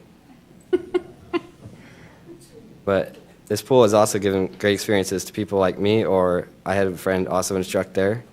I've instructed there for, I have to say, about 5 months, and it keeps me out of trouble every Wednesday and Thursday night, at least.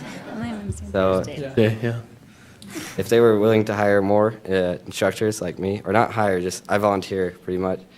If they can get more people like that, that'll keep more kids about my age out of trouble during that time. So that's all I've got pretty much. Thanks, Parker. Appreciate it. Yep. Thanks. Hey, Shayla Jordan. Once again, if you could hold your applause, we'd really appreciate that.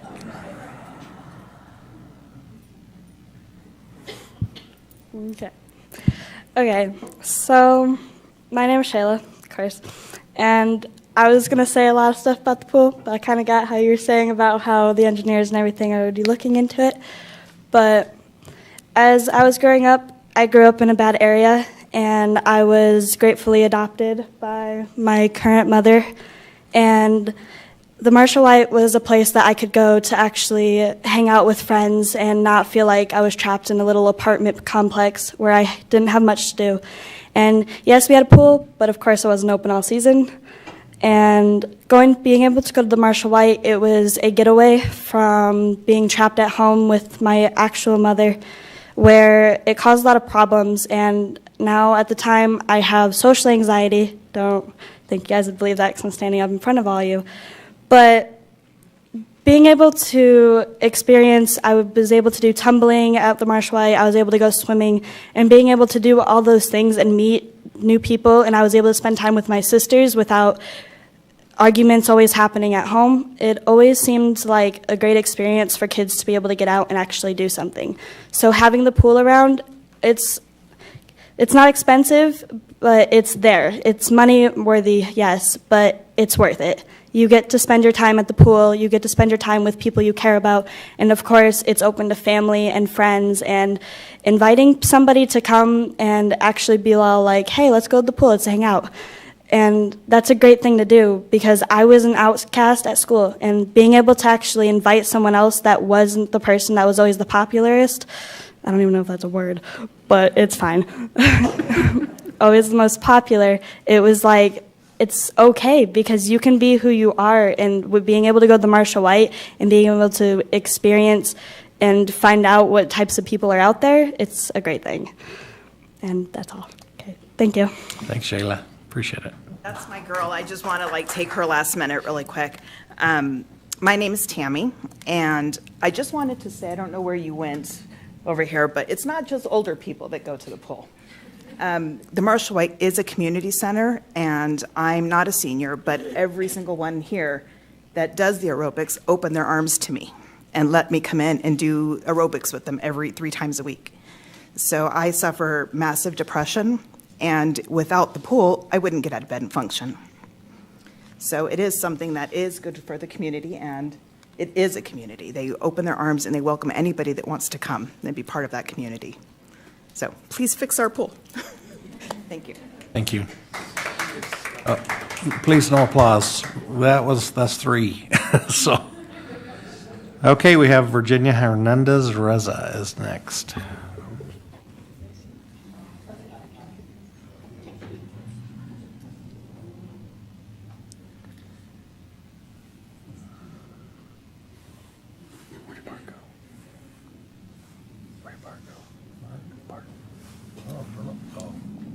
Good evening, Council and Mayor.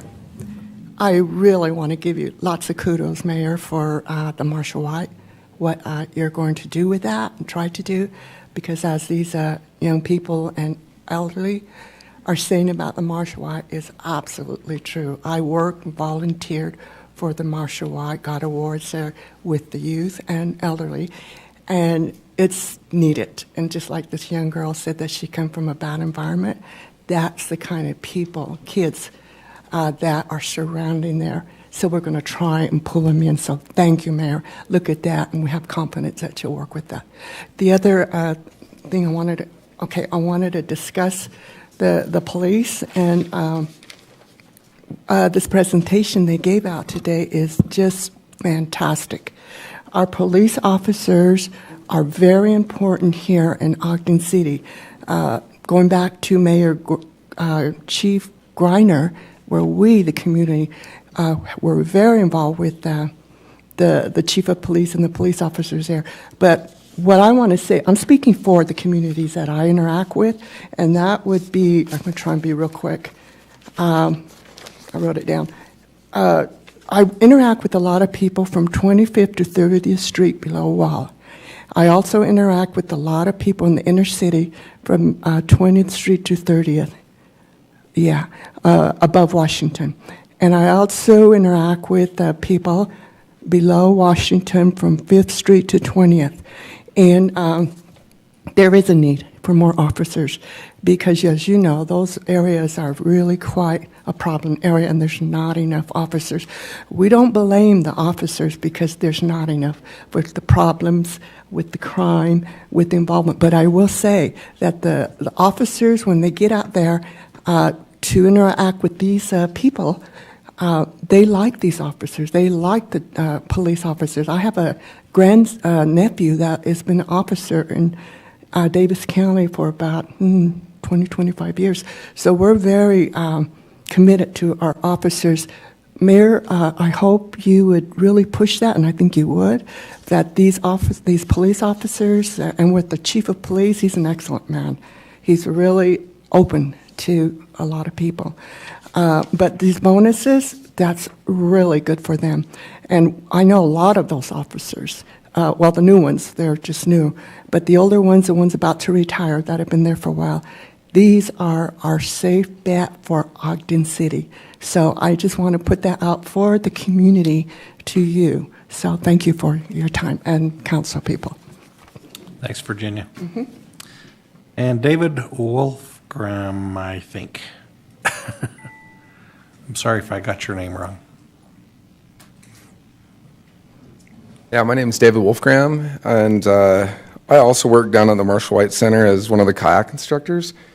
They usually had like a little thing you could put this on the projector. I wanted to see some of these kids here, but we've been doing a kids kayak class down there, and it's been amazing. This is going into our 4th year, and we've had kids from the Boys and Girls Club come, kids from all over the community, all different demographics.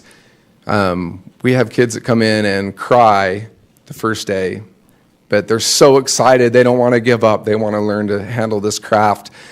And, months later, they're, the confidence that they have gained and the skills they have learned. The class that we teach down there at Marshall White Center has a waiting list. It's booked. There's a demand for it in the community. And what we're doing is not just teaching people to kayak. We're teaching people confidence, but we're also building river stewards. And these are the people that are going to take care of our waterways, our parks and rec. And we found that the best solution is education to problems.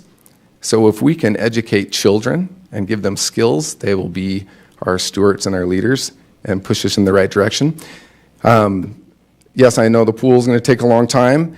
Marshall White's pool is probably not going to be fixed in the next couple of years. It sounds pretty major. And there's even talk, since there's this big sports complex going in, that Marshall White doesn't need a pool and could turn into a basketball court.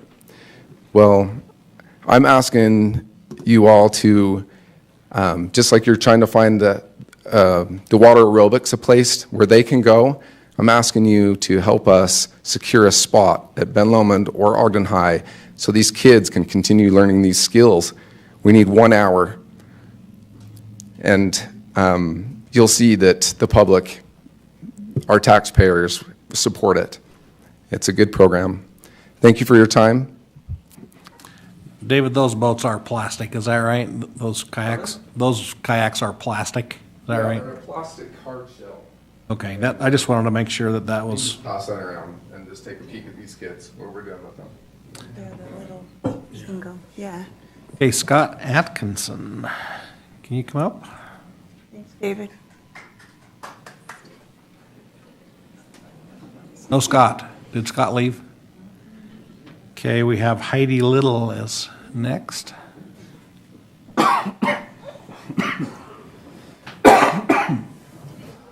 I want to claim that 14-year-old back there, but he's mine.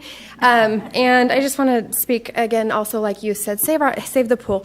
Dave and Shauna have been amazing at getting all these youth and older people, and I'm counting myself as an older person because I took one of their old classes, almost dislocated my shoulder, but we won't talk about that. But it's a great opportunity for our youth and for the adults to learn how to kayak and the leadership abilities.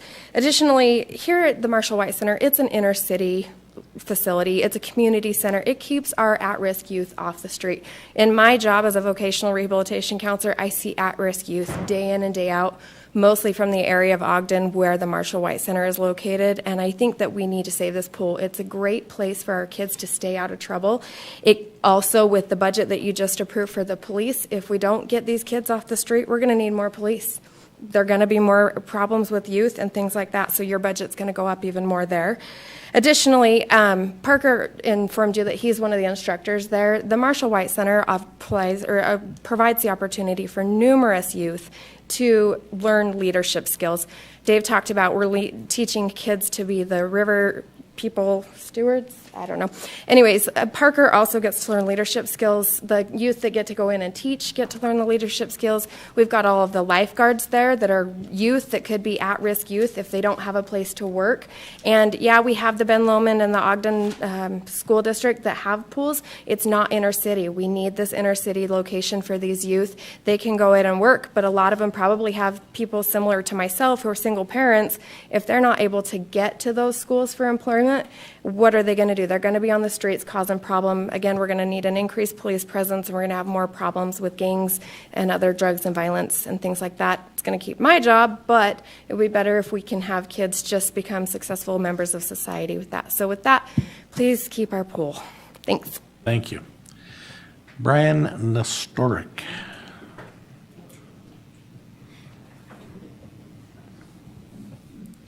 I probably messed your name up too. That's okay. Mayor, thanks for being here. It's awesome to see you. It is Brian Nestoric. I live at 676 East 21st Street, and I want everybody to write this name down. It's Robert H. Hinckley. Robert H. Hinckley. You were just told in the work session we have no idea why our airport's named that or who he is. It's not true. Google search it. There's a YouTube video that's up there by the Utah Aviation Hall of Fame. Hill Air Force Base has a display for this man. Wikipedia. They go on and on. It'd take me 30 minutes to tell you who he is. He's a huge hero and a pioneer in aviation. Worked with the CAA, which was the former which became the FAA. So the name change, no. I'm sorry.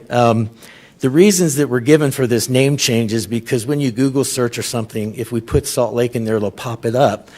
Well, people that want to go to Salt Lake don't want to land all the way up here. We need to sell ourselves for who we are and not pretend to be somebody we're not. Because it's not going to work long term. You might trick some people into coming here.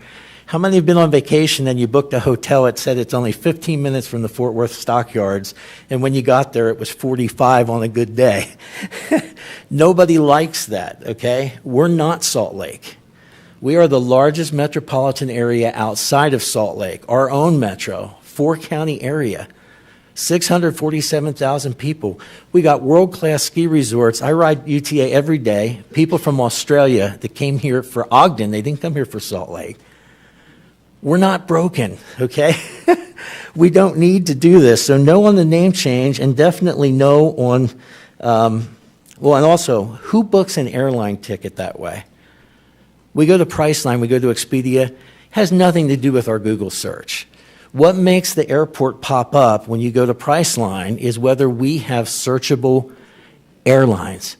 We don't have searchable because our airline, Allegiant, is not searchable. Neither is Southwest, and they're a great airline.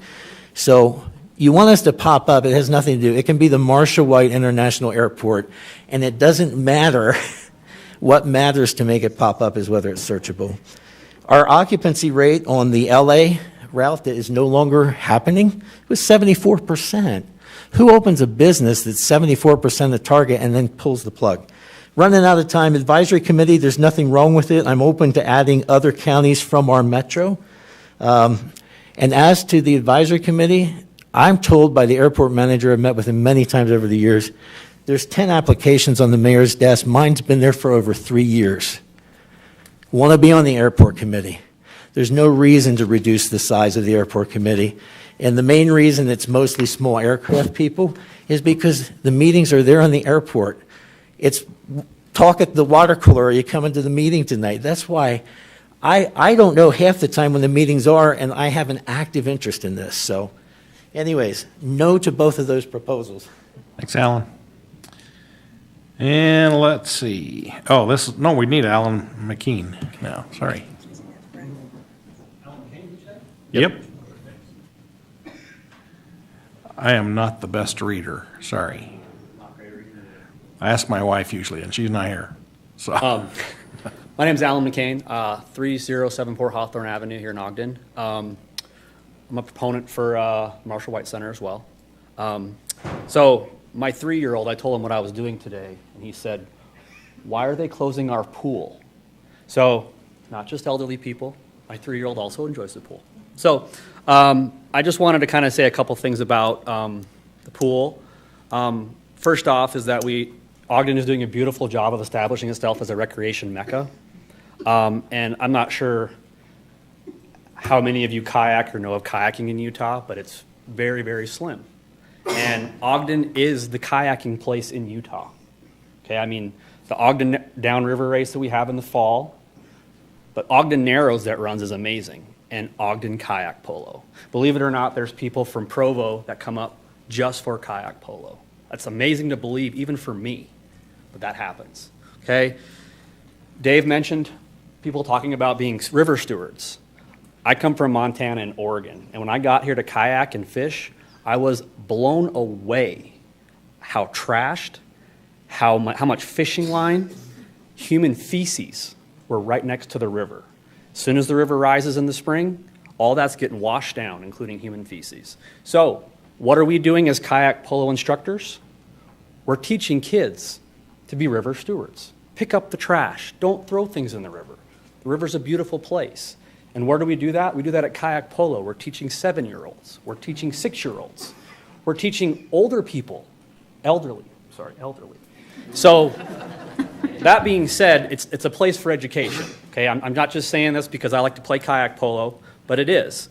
Kayakers, not just dirtbags. I might be, but not all of us. We have a lawyer that comes up from Salt Lake. We have doctors that show up. We have master woodworkers. We have engineers.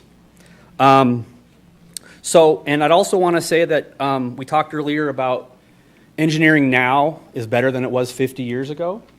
As an engineer, I'm going to warn you and just kind of throw it out there that fixing things is always cheaper than replacing. Always. And I'm going to leave you with 3 questions. Oh, I wanted to include one thing too. Does everybody know about that, the book with all the faces from Ogden? Parker's cousin, is it your cousin? His name's Corey Volt. He's a professional kayaker from Ogden, Utah. Okay, so that's a point of pride to me, and it should be for everybody else. I'm going to leave you with 3 questions, because I have 16 seconds according to Ben. 1, how much money has gone into the maintenance of the Marshall White Center? That's a question for your engineers. 2 is, if not the Marshall White Center, where? Because kayak polo is kind of an aggressive sport. So where are we going to go? The new pool at Ogden High or Ben Lomond?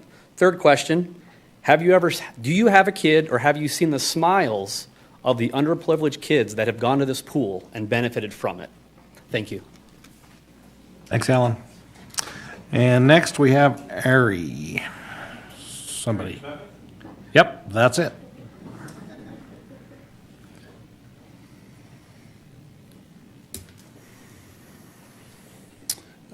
Thanks for listening. Thanks for having us here. I just flew back from the East Coast. It's a 10-hour day. Heard about the pool, and I'm driving another 2 hours tonight to be here. I'm one of the ones that comes up from Salt Lake. We have another gentleman, Alan mentioned, comes all the way from Provo. It's an enormous source of joy and therapy seeing these kids roll up. My father taught me when I was just a munchkin how to run rivers in Minnesota, and these little guys that Dave and Nathan and Alan are teaching, they're so proud of what they're accomplishing, and they're going to be fantastic stewards of rivers. I hope you'll repair the pool instead of replacing it with a gym. It's so important to us.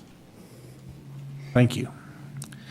That is the last name on my list. Is there anyone that did not have a chance to sign up that has not already spoken that would like to come up?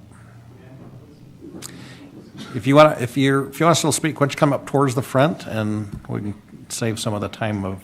I didn't know you had to sign up. Well, you don't have to, but. Okay, so my name is Nancy Shaw, and I was a school teacher in Ogden for 30 years and 17 years in Scotland. That's where my accent's from. And I've always been very proud of Ogden. I'd hear people, I live in Weber County, I live in North Ogden, and I've always heard people say, oh, you teach in Ogden. And I say, yes, and I'm proud of teaching in Ogden.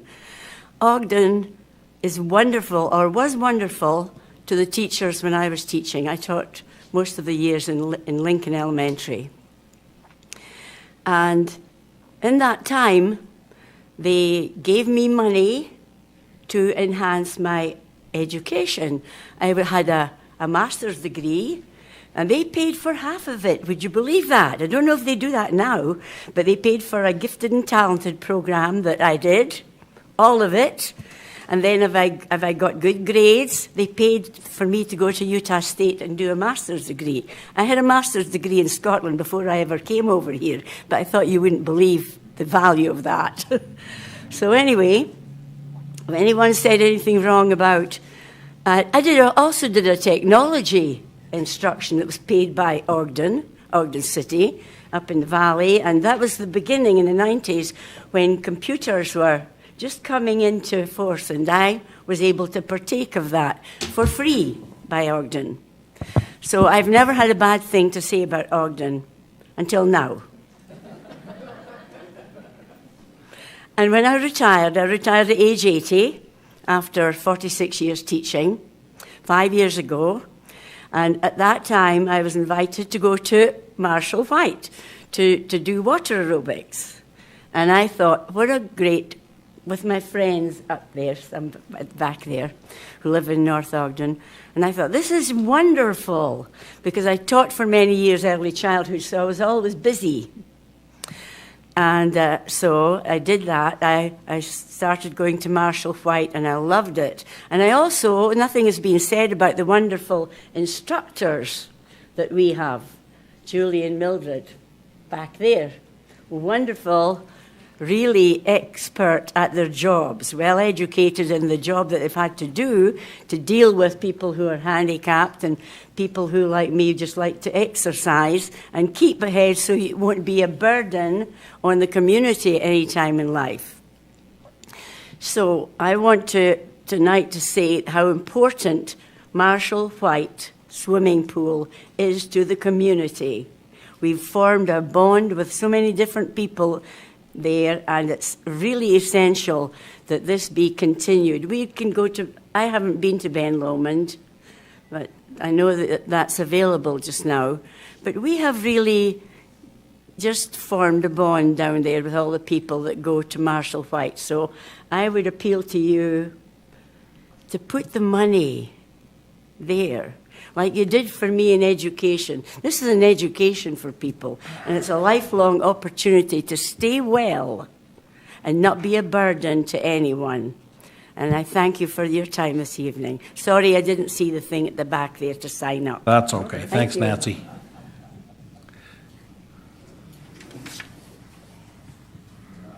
Thank you for taking public opinion. I would like to start off with thank you for supporting the Ogden City Police Department. Start with your name.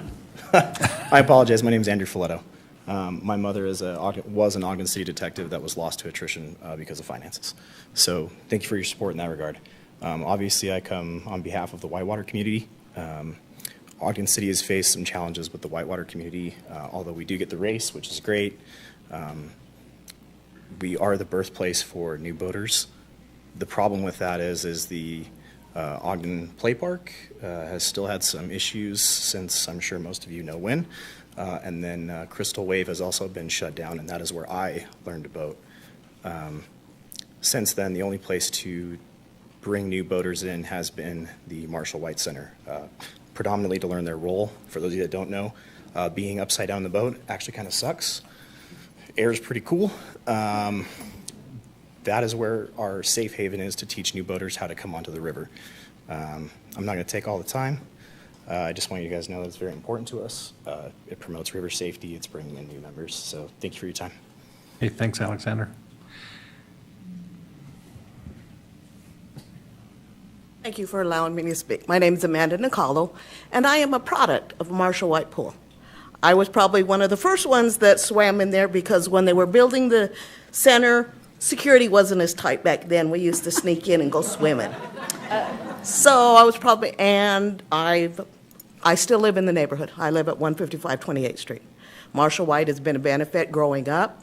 It's going to be there, hopefully, in my old age. I'm a part-time mermaid. I only get to go when school's not in session, so I'm there in the summer and holidays. It brings the community together. Well, I grew up there. A lot of the kids that frequented Marshall White turned out better for it. If it's not there, again, the kids are going to be running the streets. Please consider supporting repairing our pool and keeping it. You guys are going to age too, and you might be needing that water aerobics. Maybe. Thank you. This guy, yeah. Okay, who's next?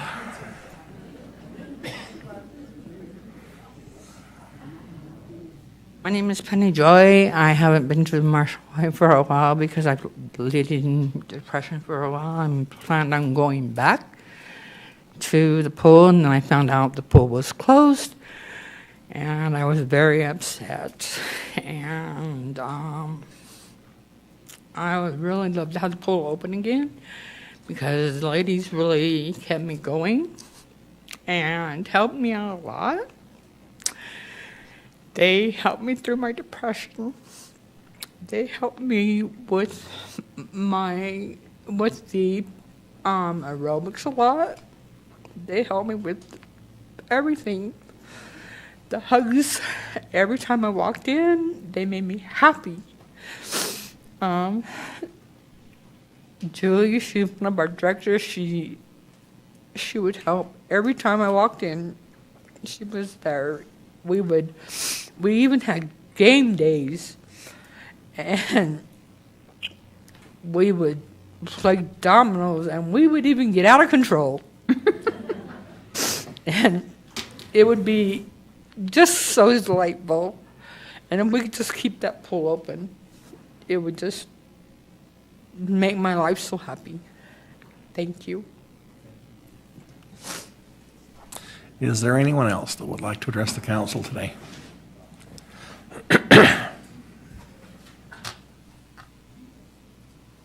Tom Hooker.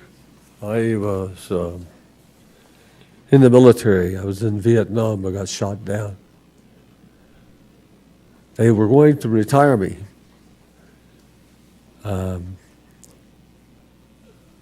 I got back to the States. They were going to make me retire.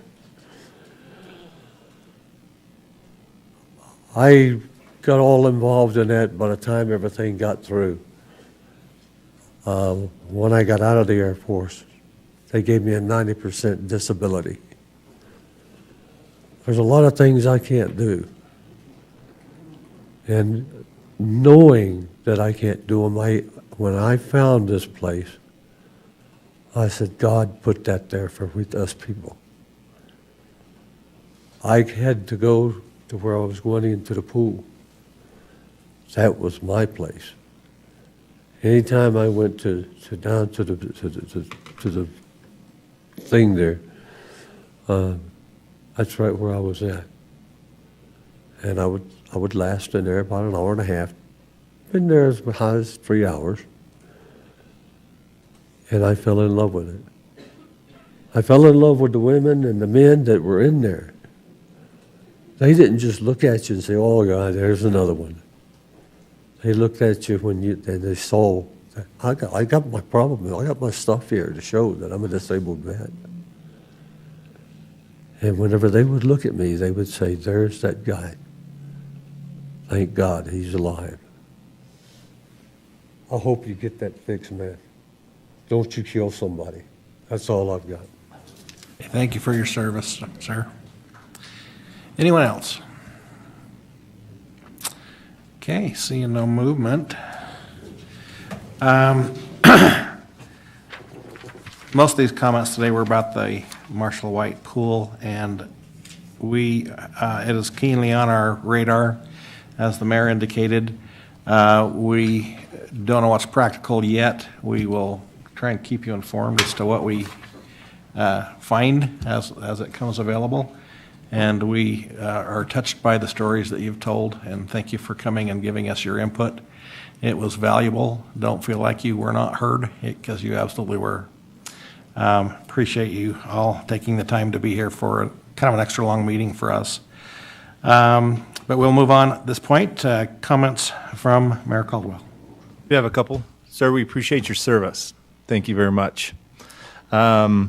I'd also, if it was up to me, I would say anybody with a Scottish accent ought to get 5 minutes instead of 3. I could listen to you talk all night. That's one of my favorites. And Vice Chair Nadolski, I'm impressed you held your own daughter to the 3-minute rule. I mean, he's swings the hammer up there. But I do appreciate you all being here tonight and your passion for that community center and that gathering place. I wanted to spill a rumor, though. I've heard a couple times tonight that there have been talk of plans on what to do or anything else. There's not been a single conversation about what to do with that pool, whether it's fill it in or anything else. The only conversations we've had are what are the problems and what would it take to address and to fix that. So anything that's floating around on social media about, well, the city's saying this or they're saying, we have not had a single conversation about what to do other than to look at what are the needs, and then when we know what we know, we can make a qualified decision. But we brought in the engineers and everyone else to do a thorough study of that. So anything you're hearing that said anybody's got plans on what's going to happen there is completely false. There's not been one conversation about that other than what's wrong with it, how do we address life safety issues, and what is it going to look like. So we're in the information gathering phase. Like I said, it's been about a week and a half, and fortunately those things just take a little while to do. As I mentioned, we're doing 9 core drill samples through that old 50-year-old concrete and everything else to really make sure we know what we're looking at before we make any decisions, and you guys will be the first to know when we have that qualified information. I've learned personally there are a handful of things I don't do. I don't do my own engineering. I don't do my own electrical work or plumbing work or legal work. That always puts me in a bad position, so we're going to let the pros figure that out and make a really well-educated decision, and you guys will be the first to know on that, so we appreciate that. And it's also worth mentioning when the Ogden High School pools were closed, I had a daughter in the swim program. And so I drove her down there 3 days a week, and she had her Piranha Swim Club, swam in the Marshall White pool, and when those other 2 pools were closed, it was absolutely jam-packed down there. So I've been in there firsthand. I've watched all the kids. I've watched as they got out of the pool, the kayakers drag all of their boats in and everything else. We know that this is a really unique asset, and that's why I said, and it was important to dispel a rumor that we've got design plans or have even had a single conversation other than let's find out what we know and then we can make a decision. So we'll look at everybody here and participating in that conversation, and we appreciate you taking your Tuesday nights to come tell us your stories and talk about what it means to you, because that really does help us make better decisions. All that being said, I want to thank you all for your unanimous support with the public safety. I think the presentations that were made here and the sacrifices that they make day in and day out are worthy of that kind of respect and consideration. I am honored, and I agree with both the chiefs when they say that we have one of the best public safety departments for both police and fire in terms of training and leadership, and those that are willing to work harder and do more than just about anybody else in the state. And so to you all as council members, I appreciate your support, and I know that they see it and feel it as well, and that really matters. So thank you all very much, and I'll close with those comments. Thanks, Mayor.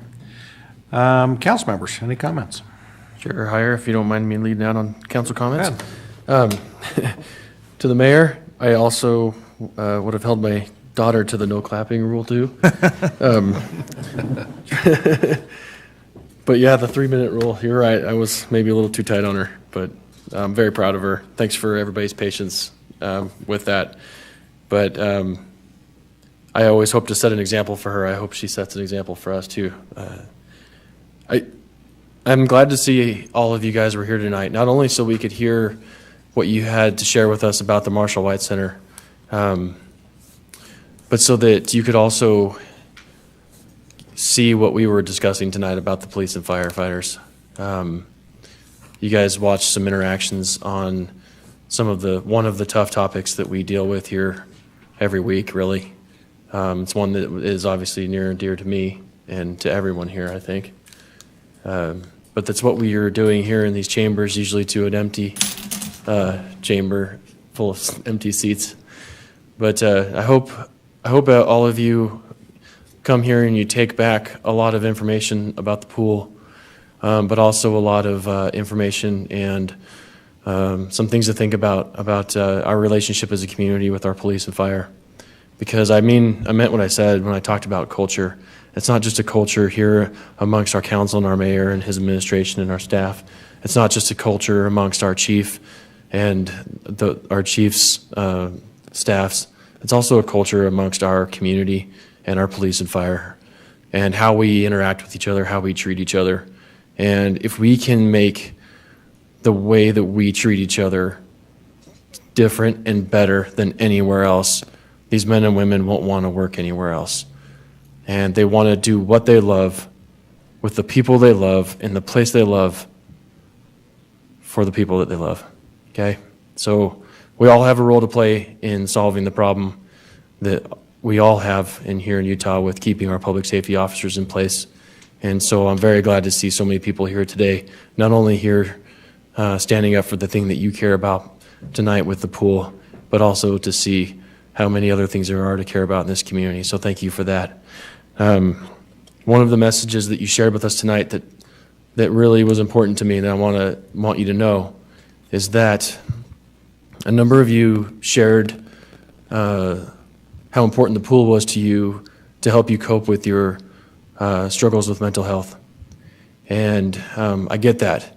And I was struck by that.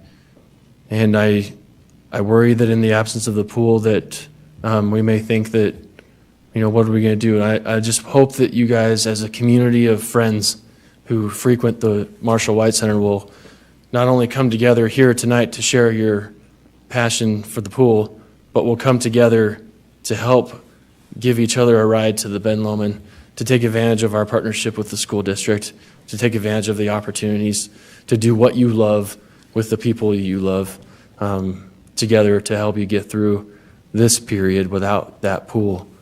Because you still get to do the things that you love to do and still get those mechanisms that you need to cope with your mental health challenges. I'm very heartened to hear all the progress that's being made with the kayakers.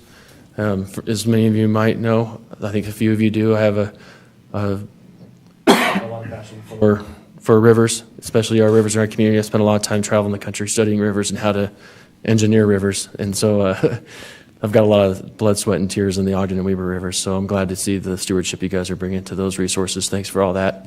That's all I had to say. Thanks for everything you guys shared with us tonight. It was not received on deaf ears, I promise you. Mr. Heyer? Yes, Councilmember. So earlier I sensed that Councilmember Nadolski, when you made your comments about the police chief and the police officers, that you were very passionate about it. I know it's one of your passions, and indoor recreation is one of my passions. And I ran my campaign on that issue, on the issue of indoor recreation. And by the way, in my book, older means wiser and respectable. So I don't know why anyone thinks that's bad to say. You can call me old anytime. I started kayaking last year in the Ogden River. Okay, so I appreciate what you guys do, and I may need to come and talk to you because I don't know if I'm doing a good job or not. When I run for office, I run in part on the issue of indoor recreation because I believe that is partially very important for, as Councilmember Nadolski just mentioned, is an issue of mental health. It's also an issue, in my mind, an issue of public safety. As some of you mentioned, recreation helps kids stay out of the streets, and families have a safe place where they can go. I grew up in poverty here, and when I'm fortunate to be in that situation. I had a hard time during the winter finding places where I could go with my family for recreation, and we found ourselves going to either the Newgate Mall or take our kids to the play area there. It's always packed in the winter. Or we would go to McDonald's. We'll find the McDonald's playgrounds, and that's where we would go, and we would go to Marshall White as well. And so I want to advocate for not only repairing the pool, but I would want to advocate for actually maybe building a new pool in the Marshall White Center. Maybe this is an opportunity we can take to improve the facilities, and we can have more than one pool. It's all about resources, and I understand that, and resources are limited, and it's not my decision, of course. But I have my voice, and I'm one of 7, and I would want to propose that we look at ways to potentially not just repairing the pool, but building a better pool in that place, and in addition to the potential future plans for a sports complex or for another recreation center. We can use 2 pools in our city. We can use 3 pools. If we can maintain and have room to have 2 golf courses, we can have 2 pools in the community. So I commit, and I am committed to doing anything I can to help you. And if you may, I may be reaching out to some of you to see if I can help in your cause and to keep you updated as much as I can from my court about the developments of these. So thank you. Okay. Anyone else? If you'd like. Is that okay? You want to go first? Either. Let me go first. I just want to thank you all for being here. I think it's very brave for you to get up and talk for your 3 minutes. I sit up here, and when I'm on that side of the podium, it's scary, and so thanks for being here. I wanted to reiterate something that the mayor said, and want you to know that there's 7 of us up here that make sure that we communicate well with the mayor and back and forth. That's not always been the case, but I believe that we've got a good rapport with the mayor right now, and so I don't want you to think that he's just giving you a line. I want you to know that he's being very honest, and we're making sure that that's happening as well. So I just want you to know that it's not just a line. He's being very honest in his answers there. So. Thank you. Okay. Councilmember Chiwerka. Well, I just want to, sort of reiterate everything else everybody has said, but also just to point out that I'm a huge advocate of relationship building and partnering in the community, and I feel like this gives us an opportunity. Whenever there's a challenge, then it gives us also opportunities to find ways to work together and maybe even find other partners that we could include in addressing this. As Vice Chair Nadolski was saying, it's just so powerful to see the impact that this kind of center has on maybe just a couple segments of the community. Really, there's probably a lot of others. My son actually goes down to the Marshall White quite a bit with his friends, and they just go there just to swim on their own. But I think that it's just really important for you to make sure your voices are heard and to make sure that we continue working on this together. Thank you. Mr. Chair. Stevens. Well, first of all, I want to thank you for being here. It's great to feel of your feelings and your attitude toward Ogden. I can tell that you love and have an interest in this community. And Marshall White is part of the fabric of Ogden. It services a portion of our community, and it has a long history of service throughout our city.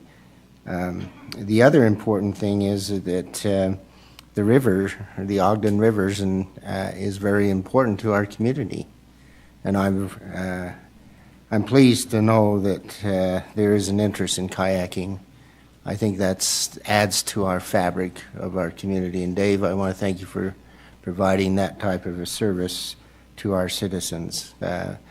But let us hear from you and understand what you're thinking, and maybe even give suggestions to us on occasions that we could move forward in doing the things that need to be done, especially with the Marshall White Center. The other aspect is, when I came onto the council some years ago, we went through and had a fire management audit. And in that audit, it indicated some of the things that we were strong with, some of the things that we were short in our fire department. And our fire chief went ahead and formulated a program and an idea which would improve our fire department. And that's why we have one of the top fire departments in the state, is because we went ahead and used that management audit to go ahead and improve those conditions. We're going through a police audit, and we'll do the same thing with that. We'll use that as a guideline of what things we need to do, and I'm sure our Chief Watt will go ahead and implement those. But the other aspect is we know we have some great firemen and policemen, but the other asset that Ogden has is the employees that we have in our city. There are some very professional employees, and that's the greatest asset that we have. We have buildings and equipment, but the most important aspect is those employees that come to work and provide the services throughout our community. I'm intrigued with both chiefs in trying to develop a creative program. We can't stay up with Salt Lake City, but if we have a program that will be creative, we can surely compete with Salt Lake City. And that's what you heard tonight, is a program that can compete with Salt Lake and Unified and the Highway Patrol. And so they've used some creative analogy and programs to combat that competition. The other aspect that I try to do in our community where I live, I've got 3 neighborhood watch programs going. And I invite the police on occasion to come out and visit with them. I've invited the fire department to come out and visit with them. I've invited the emergency preparedness to come out and share information with them. And this next month, in about a week or so, I've invited the code enforcement to come out. This gives our residents in our community, where I live, an opportunity to rub shoulders with some of our city employees, to know that our firemen and policemen are here to serve them and that they're real people. And so that's why we have ours. We hold it 1 hour on a Saturday and every other month, but this is an opportunity by which our residents can feel what some of our employees are really thinking and some of the programs that they're looking at. So I'm very pleased with the employees that we have in Ogden. But most important of all, I'm pleased with the citizens of Ogden coming out and voicing their concerns, voicing their ideas, and voicing their passion for our great city, and I appreciate that. Thank you, Councilmember Stevens. I don't have too much to add on, and it takes a pretty good comment to beat no comment at all. But I did want to make sure that, Mayor, you took note of Mr. Bray's comment that needs some enforcement, sounds like. That's I kind of think that we ought to deal with those things before they show up here at council. So, and I also kind of wondered, we had talked about the moving the aerobics to Ben Lomond, but it sounds like maybe Ogden Pool might be good for a kayak venue. Maybe we want to do a little talking with them about that. We can always try. Sounds like it might be worth an effort. But anyway, again, thank you again for coming. We appreciate the comments that have been raised tonight. We will keep you informed as best we can on the progress that we make. And now I'll look for a motion to adjourn. Motion to adjourn. Second. A motion by Councilmember Lopez, seconded by Vice Chair Nadolski to adjourn. All in favor? Aye. Aye. Any opposed? Okay. We will continue our work session. Don't forget, nobody escape. Going home.